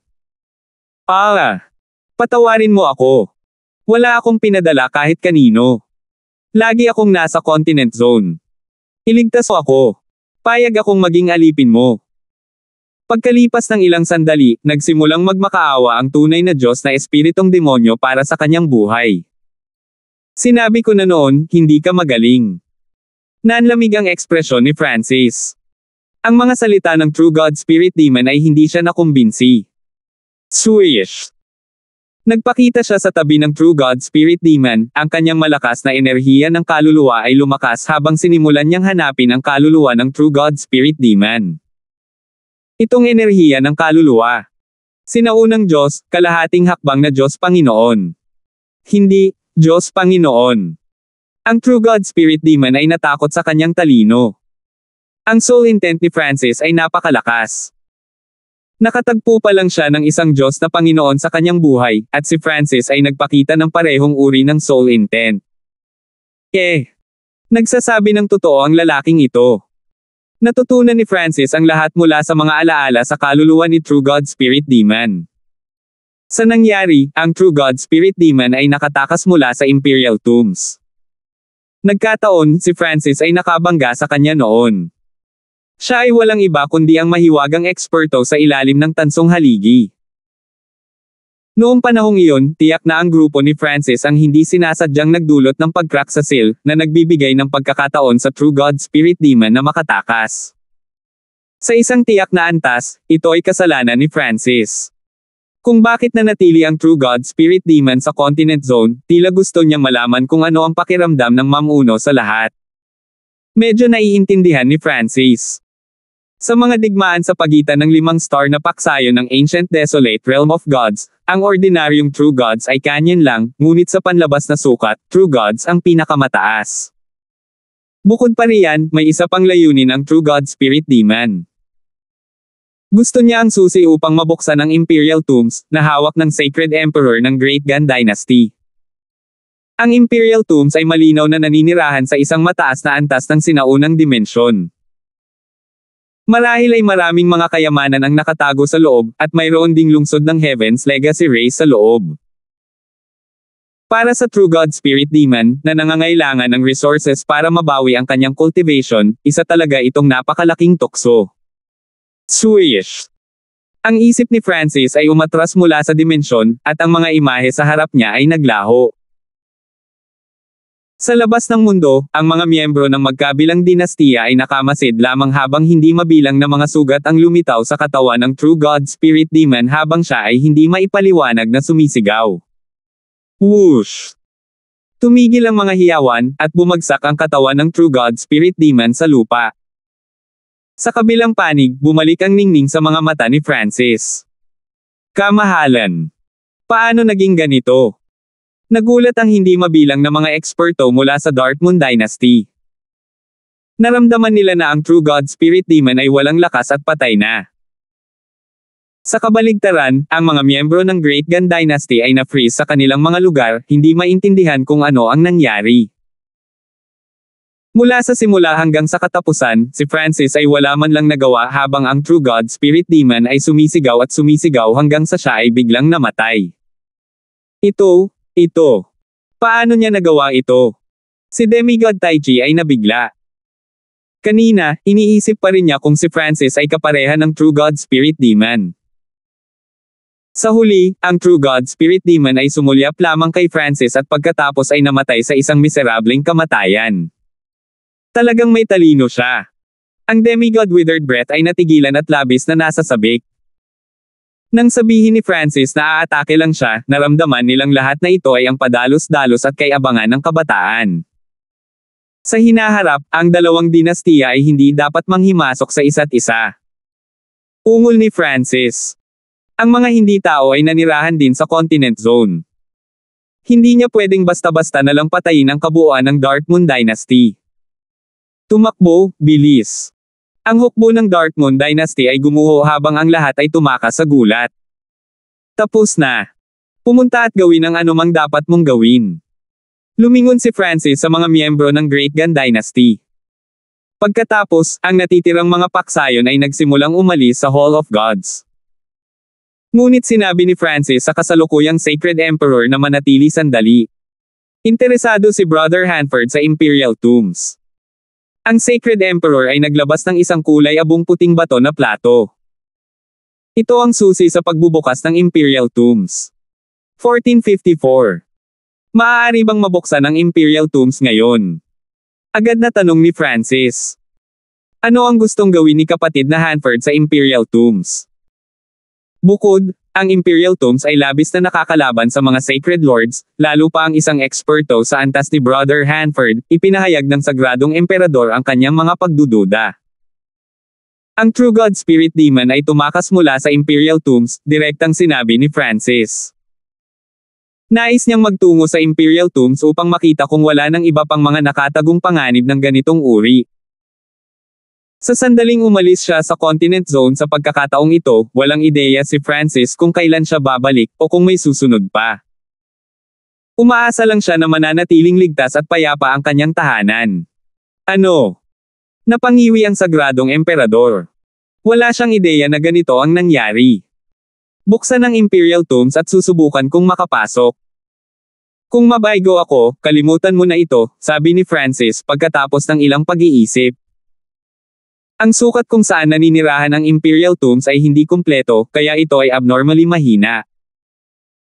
Ang pagsisikap na pilitin ang kanyang pagpasok ay walang alinlangan na magdudulot ng mapanirang dagok sa sukat. Ngunit gusto pa rin ni Francis na subukan. Okay. Sumangayon ang Sagradong Emperador. Sinundan ng Sacred Emperor si Francis sa ipinagbabawal na bakuran ng Hall of Gods. Buzz! Bees! Isang pilak na liwanag ang bumaril mula sa gitna ng stone plate, na nagpakawala ng malalakas na spatial ripples. Unti-unting nabuo ang isang hadlang ng baluktot na ilaw na pilak. Kuya Hanford, mag-ingat ka. Babala ng Sagradong Emperador. Gaano man kalakas si Francis, kung susubukan niyang ipilit ang kanyang paraan, malamang napapatayin pa rin siya ng spatial backlash. Ngunit walang kamalay-malay ang Sacred Emperor na kahit spatial fissure ay hindi makakasugat kay Francis. Tumango si Francis at lumapit sa daanan. Hindi siya nag-aalala tungkol sa spatial backlash, ngunit sa posibilidad na hindi niya sinasadyang sirain ang Imperial Tombs. Marahil ang mga kakayahan ng mata ng Diyos ay hahayaan akong makapasok ng ligtas, bulong ni Francis sa kanyang sarili. Ang kanyang mga kakayahan sa God Eye ay magagamit sa Continent Zone at wala ring epekto sa dimensional stability ng Continent Zone. Nangangahulugan ito na ang kanyang kapangyarihan ng God Eye ay malamang na magagamit din sa Imperial Tombs. Bees. Sa loob ng God Eye Dimension, ang Dreamy Silver Ball ay nagsimulang maglabas ng malaking halaga ng origin energy. Unti-unti, ang katawan ni Francis ay natatakpan ng isang magaan na mapang-arap na ambon. Ang buong bulwagan ay naliwanagan ng nakasisilaw na panaginip na ambon. Dahan daw ang nagsimulang lumapit si Francis sa spatial passage. Swish! Pumasok si Francis at nawala. Talagang nakapasok siya, at walang anumang senyales ng pagtanggi. Nagulat ang sagradong emperador. Swish! Si Francis ay lumitaw sa isang sinaunang kagubatan. Ang mahinang pagsupil sa sinaunang enerhiya sa paligid niya ay walang epekto kay Francis. Sa kabaligtaran, ang sinaunang enerhiya na ito ay nagparamdam sa kanya ng isang pahiwatig ng init. Sa pag-scan ng kanyang divine sense, nakuha ni Francis ang isang malinaw na pag-unawa sa sitwasyon sa Imperial Tombs. Maliban sa tumakas na True God Spirit Demon sa Black Wind Canyon, natuklasan ni Francis ang isa pang nakatagong panganib. Kaya, itinapon niya ito.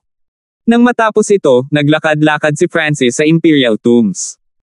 Noon, tinulungan niya ang ika-9 na prinsipe sa lugar na ito sa pakikipaglaban niya sa iba pang mga prinsipe.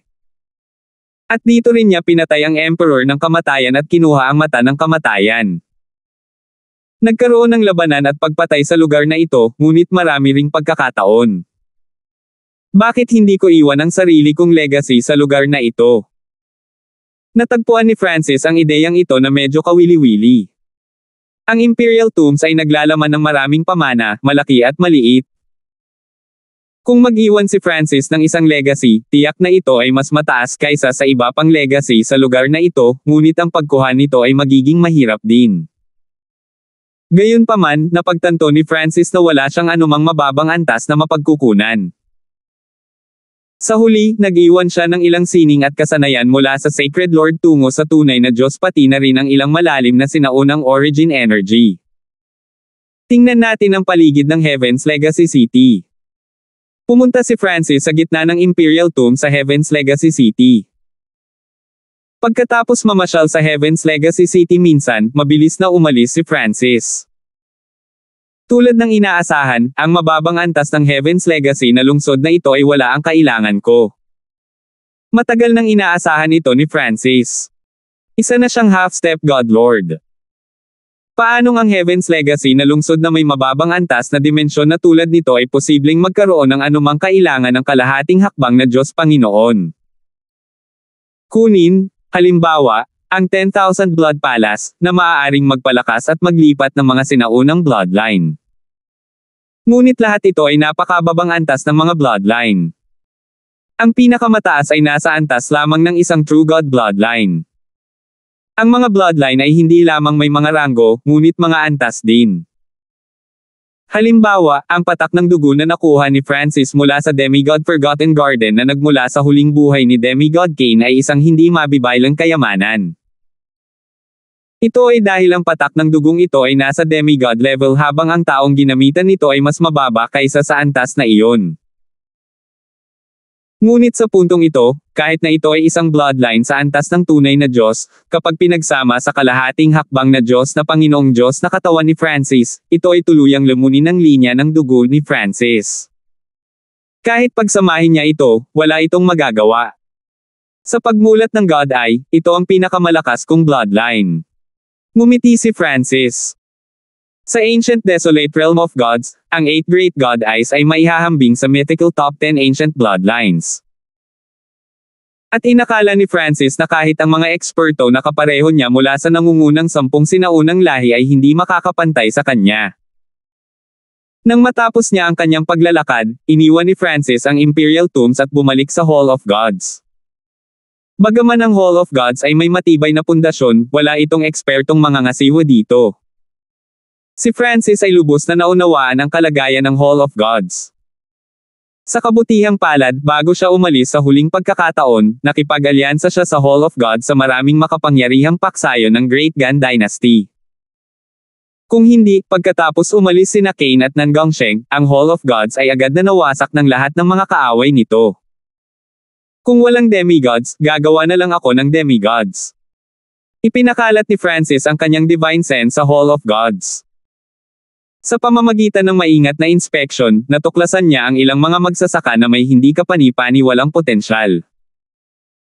Kung handa kang manampa ng walang hanggang katapatan sa Hall of Gods, bibigyan kita ng pagkakataon na maging demigods. Ang boses ni Francis ay umalangaw-ngaw sa isipan ng mga taong ito. Grand Elder. Ang mga salitang ito ay nagpasindek o nasasabik sa mga taong ito.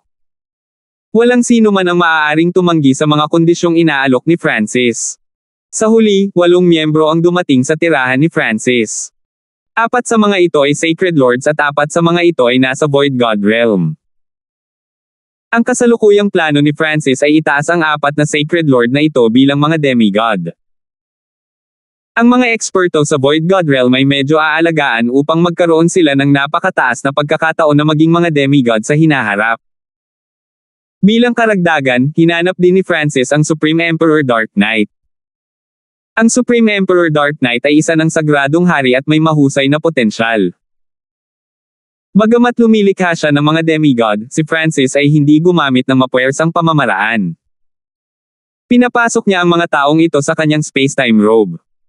Sa sandaling ito, ang ratio ng oras sa space-time robe ay 100 hanggang 1. Nangangahulugan ito na sa bawat 100 araw sa loob ng robe, 1 araw lang ang lilipas sa labas ng mundo. Habang lumilikha ng mga demigod, pumasok si Francis sa pag-iisa. Level 9 Space Intent. Ang susunod na hakbang ay ang Space Law. Ang puso ni Francis ay kasing liwanag ng salamin.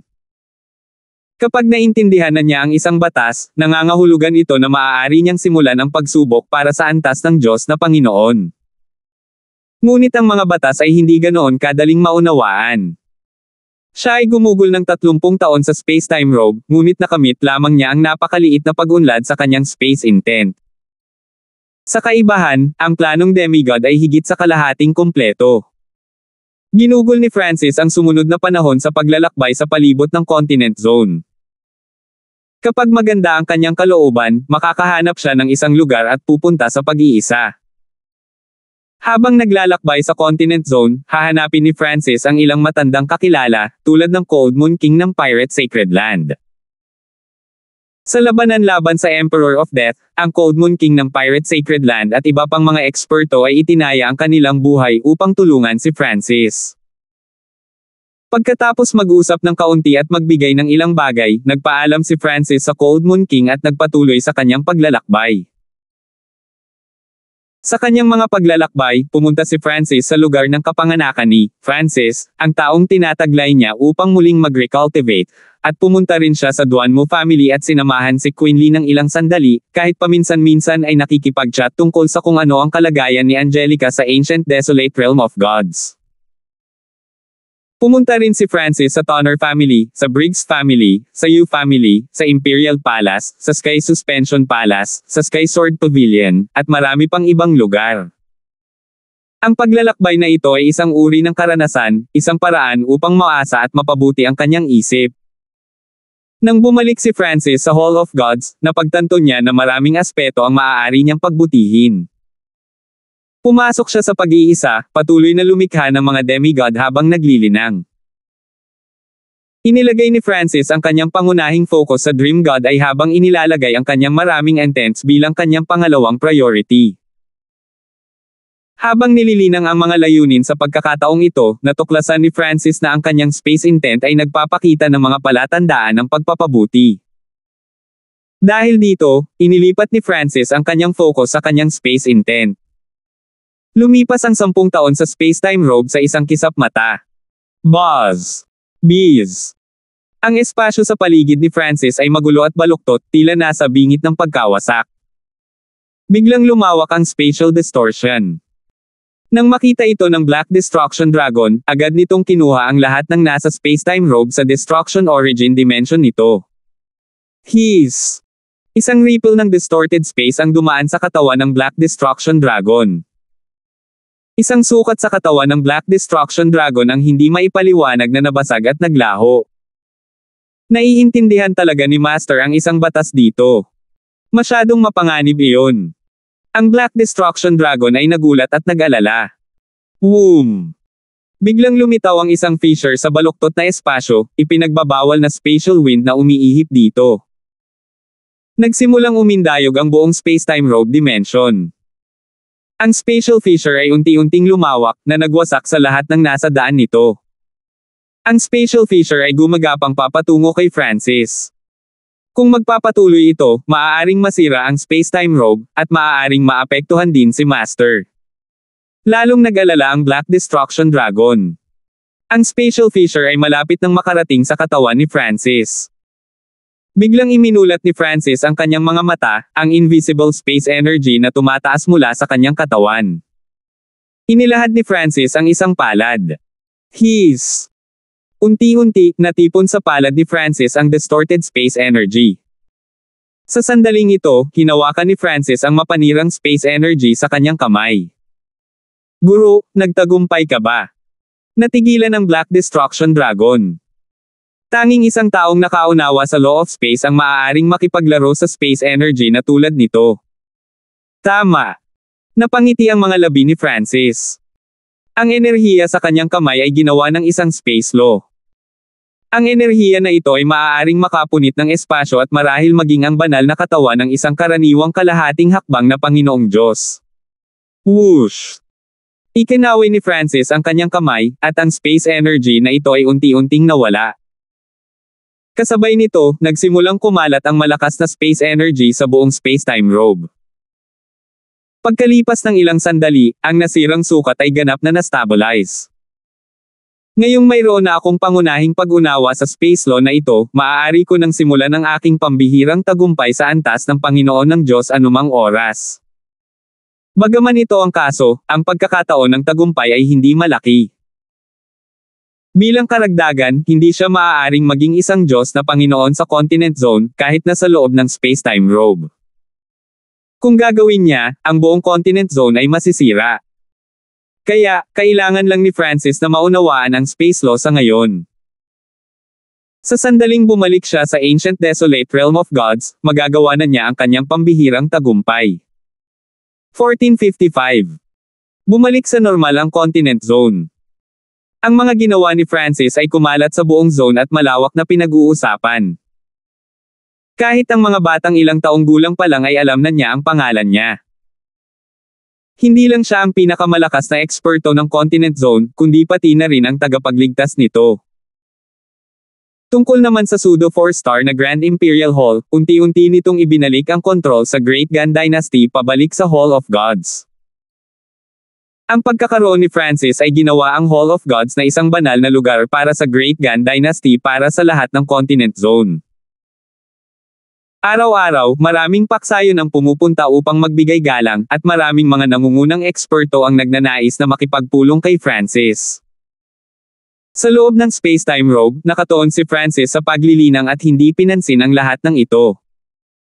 Ngayon na sa wakas ay naunawaan na niya ang isang piraso ng isang space law, sinamantalan niya ang sandali upang higit pang palalimin ang kanyang pangunawa. Matapos gumugol ng 6 na taon sa Spacetime Robe, tinapos ni Francis ang kanyang pag-iisa. Talagang pinalawak niya ang kanyang pangunawa sa batas sa kalawakan. Bukod sa pag-unawa sa batas, pinalakas din ni Francis ang iba pa niyang layunin. Dinala niya ang kanyang time intent sa level 9 at ang iba pa niyang intent sa paligid ng level 8. Kahit na hindi ko gamitin ang kapangyarihan ng God Eye, matatalo ko pa rin ang isang First Heaven God Lord. Medyo natuwa si Francis. Ang pagpapahusay sa kanyang mga layunin at ang kanyang pag-unawa sa space law ay naging dahilan upang ang kanyang Chaos Origin Divine Power ay napakalakas na kahit na ang Divine Power ng isang top-class na First Heaven God Lord ay mas mababa. Matapos tapusin ang kanyang pag-iisa, pumunta si Francis sa isa pang bahagi ng Spacetime Robe Dimension. Mayroong 9 na tao, alinman sa cross-legged sa pagmumuni-muni o paglinang ng mga kasanayan sa labanan. Ito ang mga taong pinili niya para sa plano niyang demigod. Ang Supreme Emperor Dark Knight ay isa ng demigod sa oras na ito. 3 pa ang nasa antas ng Sacred King at kailangan pa ng ilang oras para maging demigod. Bukod pa riyan, ang 4 na emperador ay umabot na sa antas ng Sacred Lord. Ang mga taong ito ay mabilis na tumataas sa mga tuntunin ng paglilinang, at sila ay napakalakas din sa mga magsasaka ng parehong antas. Ito ay dahil ang mga mapagkukunan na kanilang nakonsumo ay maingat na pinili ni Francis mula sa Heaven's Legacy City. Bilang karagdagan, maaari din silang humingi ng pagtuturo mula sa Black Destruction Dragon o isa sa mga clone ni Francis. Malapit nang matapos ang planong demigod. Oras na para umalis ako. Iniwan ni Francis ang space-time robe at itinuring ang malawak na mundo sa harap niya. Ngunit paano ako makakabalik sa Ancient Desolate Realm of Gods? Biglang naisip ni Francis ang isang problema. Nakatulog siya para bumalik sa Continent Zone, kaya paano siya babalik? Kahit na ang mga tao mula sa mga panlabas na dimensyon ay maaaring lumikha ng isang landas patungo sa Ancient Desolate Realm of Gods, isang beses lang dumating ang pagkakataong iyon. Kapag ang isa ay ganap na sumanib sa Ancient Desolate Realm of Gods, sila ay maituturing na isang tao ng realm na iyon. Ang pagbabalik sa sinaunang Desolate Realm of Gods ay kailangang gawin sa pamamagitan ng ibang paraan. Kapag ang mga pangunahing paksayon ay nagpadala ng mga tao sa mga panlabas na sukat, kakailanganin nilang gumastos ng malalaking halaga upang magbukas ng daanan. Nang gustong bumalik ng mga taong ito, kailangan nila ang kanilang paksayon sa Ancient Desolate Realm of Gods para magbukas ng bagong daanan. Ngunit hindi maipaliwanag na natagpuan ni Francis ang kanyang daan patungo sa Ancient Desolate Realm of Gods, at wala siyang paraan para makipag-ugnayan sa spiritual race pabalik sa Ancient Desolate Realm of Gods. Nangangahulugan din ito na ang pinakakaraniwang paraan ay hindi kapanipaniwala para sa kanya. Kung gusto niyang bumalik sa Ancient Desolate Realm of Gods, kailangang umasa si Francis sa kanyang sarili. Ngayong naintindihan ko na ang space law, maaari kong buksan ang isang sipi ng mag-isa. Biglang nagkaroon ng ideya si Francis. Ngunit pagkatapos gumawa ng ilang mga pagtatangka, natanto niya na ito ay lubhang hindi ligtas. Hindi matiis ng Continent Zone ang kapangyarihang ito, at kung masira ang daanan sa kalagitnaan, si Francis ay makakaranas ng backlash ng space energy. Bukod pa riyan, ang spatial passage ay kailangang masakop ang isang malawak na distansya, at dahil si Francis ay walang karanasan sa aspetong ito, isang problema ang maaaring mangyari. Kailangan ko bang lumipad sa Ancient Desolate Realm of Gods? Medyo nanlumo si Francis. Wala siyang ideya kung gaano kalawak ang distansyang ito o kung gaano katagal ito tatawid. Bukod dito, narinig niya na ang Primal Chaos Rapids ay umiral sa pagitan ng Ancient Desolate Realm of Gods at ng mga panlabas na sukat. Ang mga ito ay lubhang mapanganib na kahit na ang mga Lord ay may napakataas na pagkakataong mamatay kung sila ay walang ingat na sinubukang makipagsapalaran sa kanila. Sa madaling salita, mayroon lamang 2 paraan, paglikha ng sarili niyang landas o paglipad. Gayunpaman, ang parehong mga pamamaraan ay lubhang mapanganib. Mabuti sana kung makabalik na lang ako sa pagtulog. Napabuntong hininga si Francis. Biglang kumislap ang mga mata niya. Marahil ito ay talagang posible. Pagkatapos ng lahat, nakatulog si Francis upang bumalik sa Continent Zone sa unang lugar. Ang God Eye ay nasa kalagitnaan ng pag-unlad noong panahong iyon. Kaya, hinala ni Francis na ang Dream God Eye ay konektado sa kanyang kakayahang bumalik. Sa madaling salita, ang Dream God Eye ay may isang uri ng kakayahan na maaaring magpadala sa kanya pabalik sa Continent Zone. Sa ideyang ito, sumuko si Francis sa naunang 2 pamamaraan at nagsimulang mag-explore ng pangatlong opsyon. Ngunit sa pagsasaliksik sa kakayahang ito, 2 mahahalagang punto lamang ang maiisip ni Francis, pagtulog at panaginip. Bagamat ito ay medyo hindi mapagkakatiwalaan, ito lamang ang mga bagay na magagawa ni Francis. Bumalik siya sa space-time robe dimension, umupo ng naka-cross-legged sa lupa, at nagsimulang matulog. Ang mga magsasaka ay madaling makatulog at mapanatili ang isang pseudo-sleeping state. Ang pseudo-sleeping ay tumutukoy sa kung paano napanatili ng isang tao ang kaunting kamalayan habang natutulog na nagpapahintulot sa isa na magbantay sa anumang panganib. Mabilis na nakatulog si Francis. Nang wala siyang napansing kakaiba, agad na pinakilos ni Francis ang kanyang origin energy. Isang serye ng mga imahe ang nagsimulang lumitaw sa isip ni Francis, lahat ng mga ito ay natatakpan ng isang nakakasilaw na panaginip na liwanag. Ang mga nilalaman ng mga larawang ito ay pawang mga kaisipang tumatakbo sa isip ni Francis. Kapag naisip ni Francis ang Azure Flower Continent, isang lugar sa Azure Flower Continent ang lalabas sa harapan niya, at kapag naisip niya ang spiritual race, lilito ang landscape ng spiritual race. Ang mga eksenang ito ay pawang hindi kapani-paniwalang totoo, tulad ng mga eksena sa Dream Dimension. Nangangahulugan ito na, hanggat natutulog siya, madali niyang magagawa ang lahat ng uri ng mga dimensyon ng pangarap. Sa sandaling ito, magagamit pa ni Francis ang intrusive dream at hilahin ang iba sa kanyang panaginip. Kung napatay niya ang isang kaaway sa kanyang panaginip, mamamatay sila sa katotohanan. Ngunit hindi ngayon ang oras para magsaliksik ng intrusive dream. Sa halip, kailangan niyang magsaliksik ng paraan para makabalik sa ancient desolate realm of gods. Naaalala ko na, noon, nangangarap akong bumalik sa Sky Sacred Queen Palace sa Continent Zone, at pagkatapos ay nagpakita ako doon. Biglang naunawaan ni Francis na lahat ito ay batay sa matinding pag-iisip sa kanyang isipan. Ito ay halos kapareho sa kanyang mga kakayahan sa realization at dreamification at ginamit ang kanyang kapangyarihan sa pag-iisip. Azure Flower Continent, Broken Moon Clan.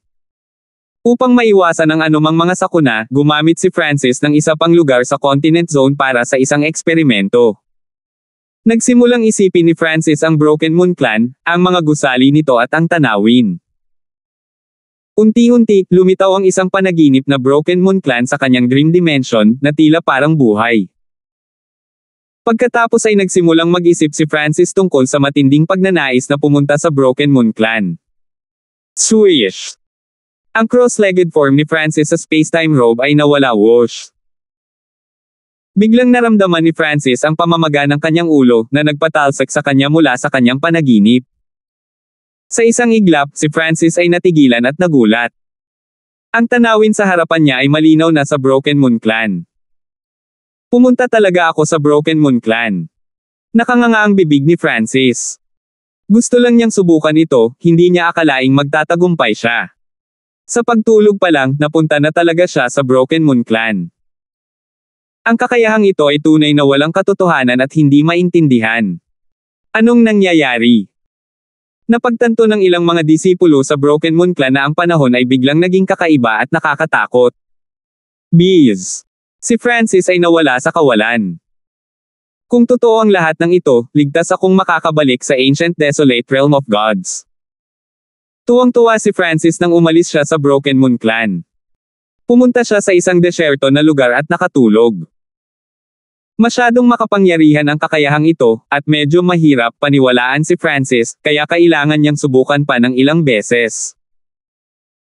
Sa pangalawang pagkakataon na natulog siya, nakakonsumo si Francis ng ilang origin energy ngunit nabigo. Sa ikalimang pagtatangka pa lamang niya ay nakabalik na siya sa Hall of Gods. Noon lamang nakatitiyak si Francis na ang kakayahang ito ay totoo. Tinawag niya itong thought teleportation. Kung may naisip siyang lugar, pwede siyang pumunta doon.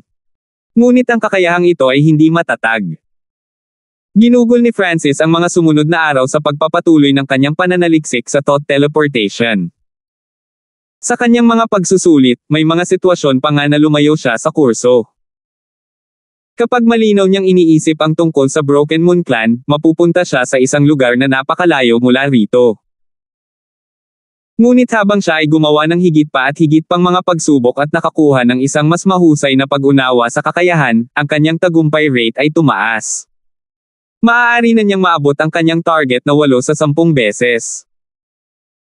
Bilang karagdagan, napagtanto ni Francis na, kung ang lugar na iniisip niya ay sumailalim sa isang malaking pagbabago, ang teleportation ay mabibigo. Halimbawa, gustong pumunta ni Francis sa Great Gun Imperial Palace, ngunit ang palasyo ay itinayong muli pagkatapos ng digmaan at ibang-iba sa kung paano ito naalala ni Francis. Sa sitwasyong ito, ang thought teleportation ay tiyak na mabibigo. Pagkalipas ng 3 taon, sa space-time robe, lahat ng 4 na dating Sacred Lords ay naging demigods. Kasama ang Supreme Emperor Dark Knight, mayroong 5 demigods sa kabuuan. Sa pamamagitan nito, natapos ang planong demigod. Nang lumitaw ang 5 demigod sa Hall of Gods, ang buong continent zone ay natigilan. Sa loob lamang ng ilang taon, 5 demigod ang lumitaw sa Hall of Gods. Alam ng lahat ng hindi man lang iniisip na may kinalaman ito kay Francis. Sa 5 demigod na ito, ang Hall of Gods ay naging numero 1 paksayo ng continent zone sa parehong pangalan at katotohanan. Ibinibigay ko sa iyo ang mga bagay na ito upang ipamahagi. Kinuha ni Francis ang isang interspatial na dimensyon at ibinigay ito kay Clarissa. May mga mapagkukunang kapaki-pakinabang mula sa Sacred Lord level hanggang sa Demigod level, na lahat ay ipinagpalit niya sa Heaven's Legacy City sa loob ng Imperial Tombs. Matagal nang nakuha ng mga kakayahan ni Clarissa ang pagkilala ni Francis. Nagtiwala siya na maipapamahagi ni Clarissa ang mga mapagkukunang ito nang walang anumang partikular na utos mula sa kanya. Master, aalis ka na ba? Si Clarissa ay may kaunting pag-unawa kay Francis at maaaring hulaan ng kaunti. Manam. Kung makapasok ka sa Ancient Desolate Realm of God sa hinaharap, maaari kang pumunta at hanapin ako. Tumango si Francis. Kasabay nito, sinabi niya kay Clarissa at sa 5 demigod na kung sila ay papasok sa Ancient Desolate Realm of Gods, dapat nilang gawin ang lahat ng kanilang makakaya upang pumunta sa alinman sa Gulong Zone o Ziling Zone. Ang mga tao mula sa panlabas na sukat ay karaniwang napupunta sa perimeter ng Ancient Desolate Realm of Gods. Mas malaki ang tsansang makarating sila sa Gulong Zone. Maaari niyang ipagkatiwala ang Blazing Fire Golden Ship Race para pangalagaan ang mga tao mula sa Continent Zone. Kung hindi sila mapupunta malapit sa Gulong Zone, maaari silang magtungo sa Ziling Zone. Matapos gawin ang lahat ng ito, tahimik na umalis si Francis sa Hall of Gods. Matapos makahanap ng desyerto na lugar, humiga si Francis at natulog. Tiyak na gagana ito. Medyo kinakabahan si Francis. Kung tutuusin, ginamit lang niya ang thought teleportation para maglibot sa continent zone. Hindi pa rin siya sigurado kung maaari siyang pumunta mula sa continent zone patungo sa Ancient Desolate Realm of Gods. Ang Ziling Zone ay nasa gitna ng Ancient Desolate Realm of Gods, kaya susubukan ko ang Gulong Zone sa gilid. Si Francis ay unti-unting nakatulog. Kumikislap sa kanyang isipan ang panaginip na liwanag habang unti-unting nabubuo ang isang set ng mga imahe. Isinasaalang-alang na ang Blazing Fire Golden Ship Race ay maaaring nagbago, inilagay ni Francis ang kanyang target bilang Exchange Spiritual Hall mula noon. Blue Ocean Bay, Exchange Spiritual Hall. Ang ideyang ito ang umusbong sa kanyang isipan. Biglang naglaho si Francis na parang bula. 1456. Ang sinaunang Desolate Realm of Gods, Blue Ocean Bay, Skyfeather Island. Bees. Isang panaginip na kulay ang biglang lumitaw sa kalangitan sa itaas ng Exchange Spiritual Hall, na natatakpan ng isang hadlang ng nagyayelong asul na liwanag. Ang isang tao sa lalong madaling panahon ay lumitaw mula sa panaginip na liwanag na ito. Nakarating na ako. Binuksan ni Francis ang kanyang mga mata, isang masayang tingin sa kanyang mukha. Bago gamitin ang thought teleportation, medyo nag-aalala siya na may mangyayaring mali. The Exchange Spiritual Hall. Tumingin si Francis sa Exchange Spiritual Hall. Ang unang lugar na napuntahan niya sa Ancient Desolate Realm of Gods ay ang Skyfeather Island. Nang maglaon, kinatawan pa niya ang Blazing Fire Golden Ship Race sa pakikipagkompetensya para sa Exchange Spiritual Hall na ito, na nanalo ng malaking tagumpay. Ganito rin kung paano niya nagawang saktan ang paksayo ng Skyfeather Island Lord. Nagtataka ako kung kumusta na ang Blazing Fire Golden Ship Race at ang Green Jade Ship Race, naisip ni Francis sa kanyang sarili habang naghahanda siyang umalis. Nang mag-isa siyang dumating sa Ancient Desolate Realm of Gods at walang alam, si Lydia ng Green Jade Ship Race ang gumabay sa kanya. Ang Blazing Fire Golden Ship Race din ang unang lugar sa Ancient Desolate Realm of Gods na tumanggap sa kanya. Ngunit may napansin si Francis na kakaiba. Ang mga bantay ng Exchange Spiritual Hall ay mula sa Sharktooth Race. Medyo nagulat si Francis. Ang Sharktooth Race ay isa pang makapangyarihang lahi ng Skyfeather Island. Bago umalis sa Skyfeather Island sa unang pagkakataon, nilipol niya ang Blue-Eyed Ice Wolf Race Patriarch, ibinalik ang Exchange Spiritual Hall sa Blazing Fire Golden Ship Race. Pero ngayon, karamihan sa mga bantay sa Exchange Spiritual Hall na ito ay mula sa Sharktooth Race. Sa pag-scan gamit ang kanyang Divine Sense, napagtanto ni Francis na ang Overseer Expert ng Exchange Spiritual Hall ay mula rin sa Sharktooth Race. Sinong senior ito? Ano ang kailangan ng senior? Sa loob ng Exchange Spiritual Hall, nagulat ang tunay na Diyos. Bigla niyang napansin ang isang nakaskan na Divine Sense. Sa sandaling ito, pakiramdam niya ay nalantad ang lahat ng kanyang sikreto. Sa kanyang karanasan bilang isang tunay na Diyos, naramdaman niya na ang may-ari ng Divine Sense na ito ay isang mabigat na tunay na Diyos. Swish! Si Francis ay lumitaw sa loob ng sikretong silid. Napabuntong hininga ang elder ng Sharktooth Race nang makita niya si Francis. Baka sa mukha niya ang pagkagulat. Bigla siyang ngumisi at napatalon sa gulat. Francis! Noon, inimbitahan ng Skyfeather Island Lord ang lahat ng paksayo ng isla na palibutan at patayin si Francis. Ang Sharktooth Race ay isa sa mga paksayo na ito, at isa siya sa mga tunay na Diyos na lumahok sa pagkubkob, pati na rin ang isa sa mga maswerteng nakaligtas. Ang kapangyarihan ni Francis ay naitatak na sa kanyang isipan. Bukod dito, nagawang ganap na baliwalain ni Francis ang array domain at gumamit ng instant movement para makapasok sa kanyang silid. Ang kakilakilabot na kakayahang ito ay nagkaroon ng Sharktooth Race True God na nanginginig sa takot. Senior Hanford, iligtas mo ako. Ang Sharktooth Race True God ay lumuhad sa kanyang tuhod. Ang Exchange Spiritual Hall na ito ay naging Sharktooth Race. Tahimik na nagsalita si Francis. Hindi kakaiba para sa Exchange Spiritual Hall na magpalit ng mga may-ari, ngunit ang laban para sa pagmamay-ari ay ginaganap lamang kada 1,000 taon. Nangangahulugan ito na ang Sharktooth Race ay gumamit ng iba pang paraan upang makuha ang Exchange Spiritual Hall. Ito ay dahil nagkaisa tayo upang harapin ang naglalagablab na apoy na Golden Ship Race, na pinipilit silang ibigay ang Exchange Spiritual Hall. Nanginginig sa takot ang elder ng Sharktooth Race. Matapos ang ilang saglit na pag-aalinlangan, napakuyom siya ng ngipin at nagpaliwanag. Kahit na hindi siya magsalita, madaling malaman ni Francis. Senior Hanford, ayaw gawin ito ng ating Sharktooth Race. Lahat ito ay utos mula sa itaas. Ang elder ng Sharktooth Race. Mula sa itaas. Sa itaas ng Skyfeather Island ay ang Blue Ocean Bay, at ang Blue Ocean Bay ay nasa ilalim ng kontrol ng Golden Jade Race. Hindi maiwasan ni Francis na isipin kung paano siya umalis sa gulong zone. Noong panahong iyon, talagang inihagis niya ang buong gulong zone sa kaguluhan, na may hindi mabilang na mga paksayo na naghahanap sa kanya. Hindi mahirap malaman na si Francis ay nagmula sa Skyfeather Island, at ang Blazing Fire Golden Ship Race, na konektado sa kanya, ay walang alinlangan na malupit na tinanong ng Golden Jade Race. Kahit na si Francis ay walang anumang kaugnayan sa Blazing Fire Golden Ship Race, si Francis ay naging wanted ng buong gulong zone.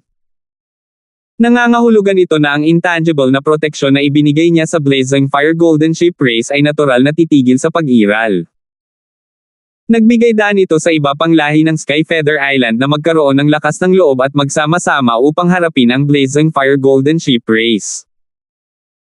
Pinilit ng mga malalaking paksayo na ito ang lahi ng naglalagablab na apoy na Golden Ship na ibigay ang Exchange Spiritual Hall.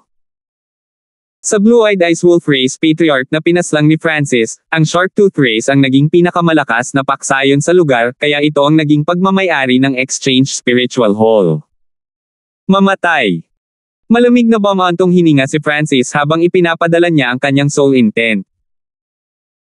Kung ito ay talagang isang utos mula sa itaas, ang naglalagablab na apoy na Golden Ship Race ay hindi na umiral. Nangangahulugan ito na ito ay talagang lahat ng pagkamakasarili ng ibang mga lahi. Pumalakpak. Ang kaluluwa ng matanda sa shark tooth race ay nawala, at ang kanyang katawan ay bumagsak sa lupa. Swish! Matapos patayin ng shark tooth race expert, ginamit ni Francis ang spatial blink para umalis sa Exchange Spiritual Hall.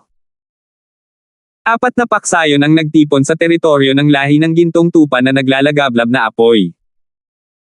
Tunay na Diyos Skyfire, nanggaling kami sa malayo, ngunit hindi ka lumabas para salubungin kami. Masyadong bastos ito. Isang chubby middle-aged na lalaki mula sa Blue-Eyed Ice Wolf race ang tumawa. Kahit na ang Blue-Eyed Ice Wolf Patriarch ay napatay, ang lahi ay may maraming mapagkukunan na pumihil sa agarang pagbaba nito. Haha, hindi ba tayo welcome? Isang tunay na Diyos mula sa Emerald Green Feather Race ang sumulong. Swish! Sa isang kislap ng nagninangas na liwanag, isang puting buhok na matanda ang lumitaw sa kalangitan. Mayroong ilang iba pang mga tao sa gilid ng elder na ito, ang 5 elder ng Blazing Fire Golden Ship Race. Sumunod ang iba pang miyembro ng Blazing Fire Golden Ship Race. Ipinasa na ng lahi ko ang Exchange Spiritual Hall. Ano pa ang gusto mo? Naglalagablab na apoy ang lahing gininto ang tupa na Patriarch True God Skyfire ay may napakalungkot na ekspresyon. Ilang dekada na ang nakalilipas, sa ilalim ng panggigipit ng 6 na kalapit na malalaking paksayon, ibinigay ng Blazing Fire Golden Ship Race ang Exchange Spiritual Hall. True God Skyfire, ibinigay mo ang Exchange Spiritual Hall sa Shark Tooth Race, ngunit ano ang nakuha ng ating mga paksayon? Ang chubby na lalaki mula sa Blue-Eyed Ice Wolf Race ay may mapanlinlang na kinang sa kanyang mga mata. Anong gusto mo? Maputi ang kutis ng True God Skyfire. Hey, bakit hindi mo ibigay ang mababang kalidad na God Crystal na ugat sa ilalim ng iyong mga paa? Ang tunay na Diyos mula sa Emerald Green Feather Race ay masamang tumawa. Kung sumasangayon ka, hindi ka namin aabalahin sa hinaharap na nagpapahintulot sa isang mapayapang magkakasamang buhay. Sabi ng isa pang tunay na Diyos. Huwag mo nang isipin. Ano sa palagay mo ang lahi ng naglalagablab na apoy na Golden Sheep? Galit na sagot ng True God Skyfire. Sa nakalipas na ilang dekada, ang Blazing Fire Golden Ship Race ay naging napakabilis lamang dahil sa mababang kalidad na God Crystal na ugat sa ilalim ng mga ito. Ang pagbibigay ng Exchange Spiritual Hall ay ang pinakamalaking konsesyon na magagawa natin. Huwag mo nang isipin ang pagkuha ng kahit ano. Ang unang elder ay humakbang pasulong. Sa ngayon, ang unang elder ay isang tunay na Diyos. Ito rin ang dahilan kung bakit nagkaroon ng kumpiyansa ang Blazing Fire Golden Ship Race. Hinahamon mo ba ang ibang mga paksayon at sinusubukan mong magsimula ng digmaan? Napapikit ang chubby na lalaki hanggang sa maninipis na biyak ang mata nito na naglalabas ng malamig na liwanag. Ikaw. Tunay na Diyos Skyfire ay galit na galit ngunit walang magawa.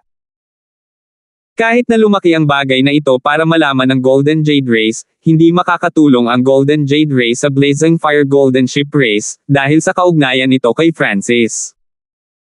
Kung hindi tatutol ang True God Skyfire, sisimulan na natin ang pagmimina. Pinangunahan ng chubby na lalaki ang mga miyembro ng Blue-Eyed Ice Wolf Race sa likuran niya at tumalon sa teritoryo ng Blazing Fire Golden Ship Race. Ang tunay na Diyos na langit na apoy at 5 elder ay nanunood ng may galit na mga mata, ngunit hindi sila tumama. Sa karamihan ng mga miyembro ng Blazing Fire Golden Ship Race. Damn, kung nandito lang si Brother Francis, hindi sila maglalakas loob na kumilos ng ganito. Galit na sabi ng isang batang kabataan ng Green Jade Ship Race.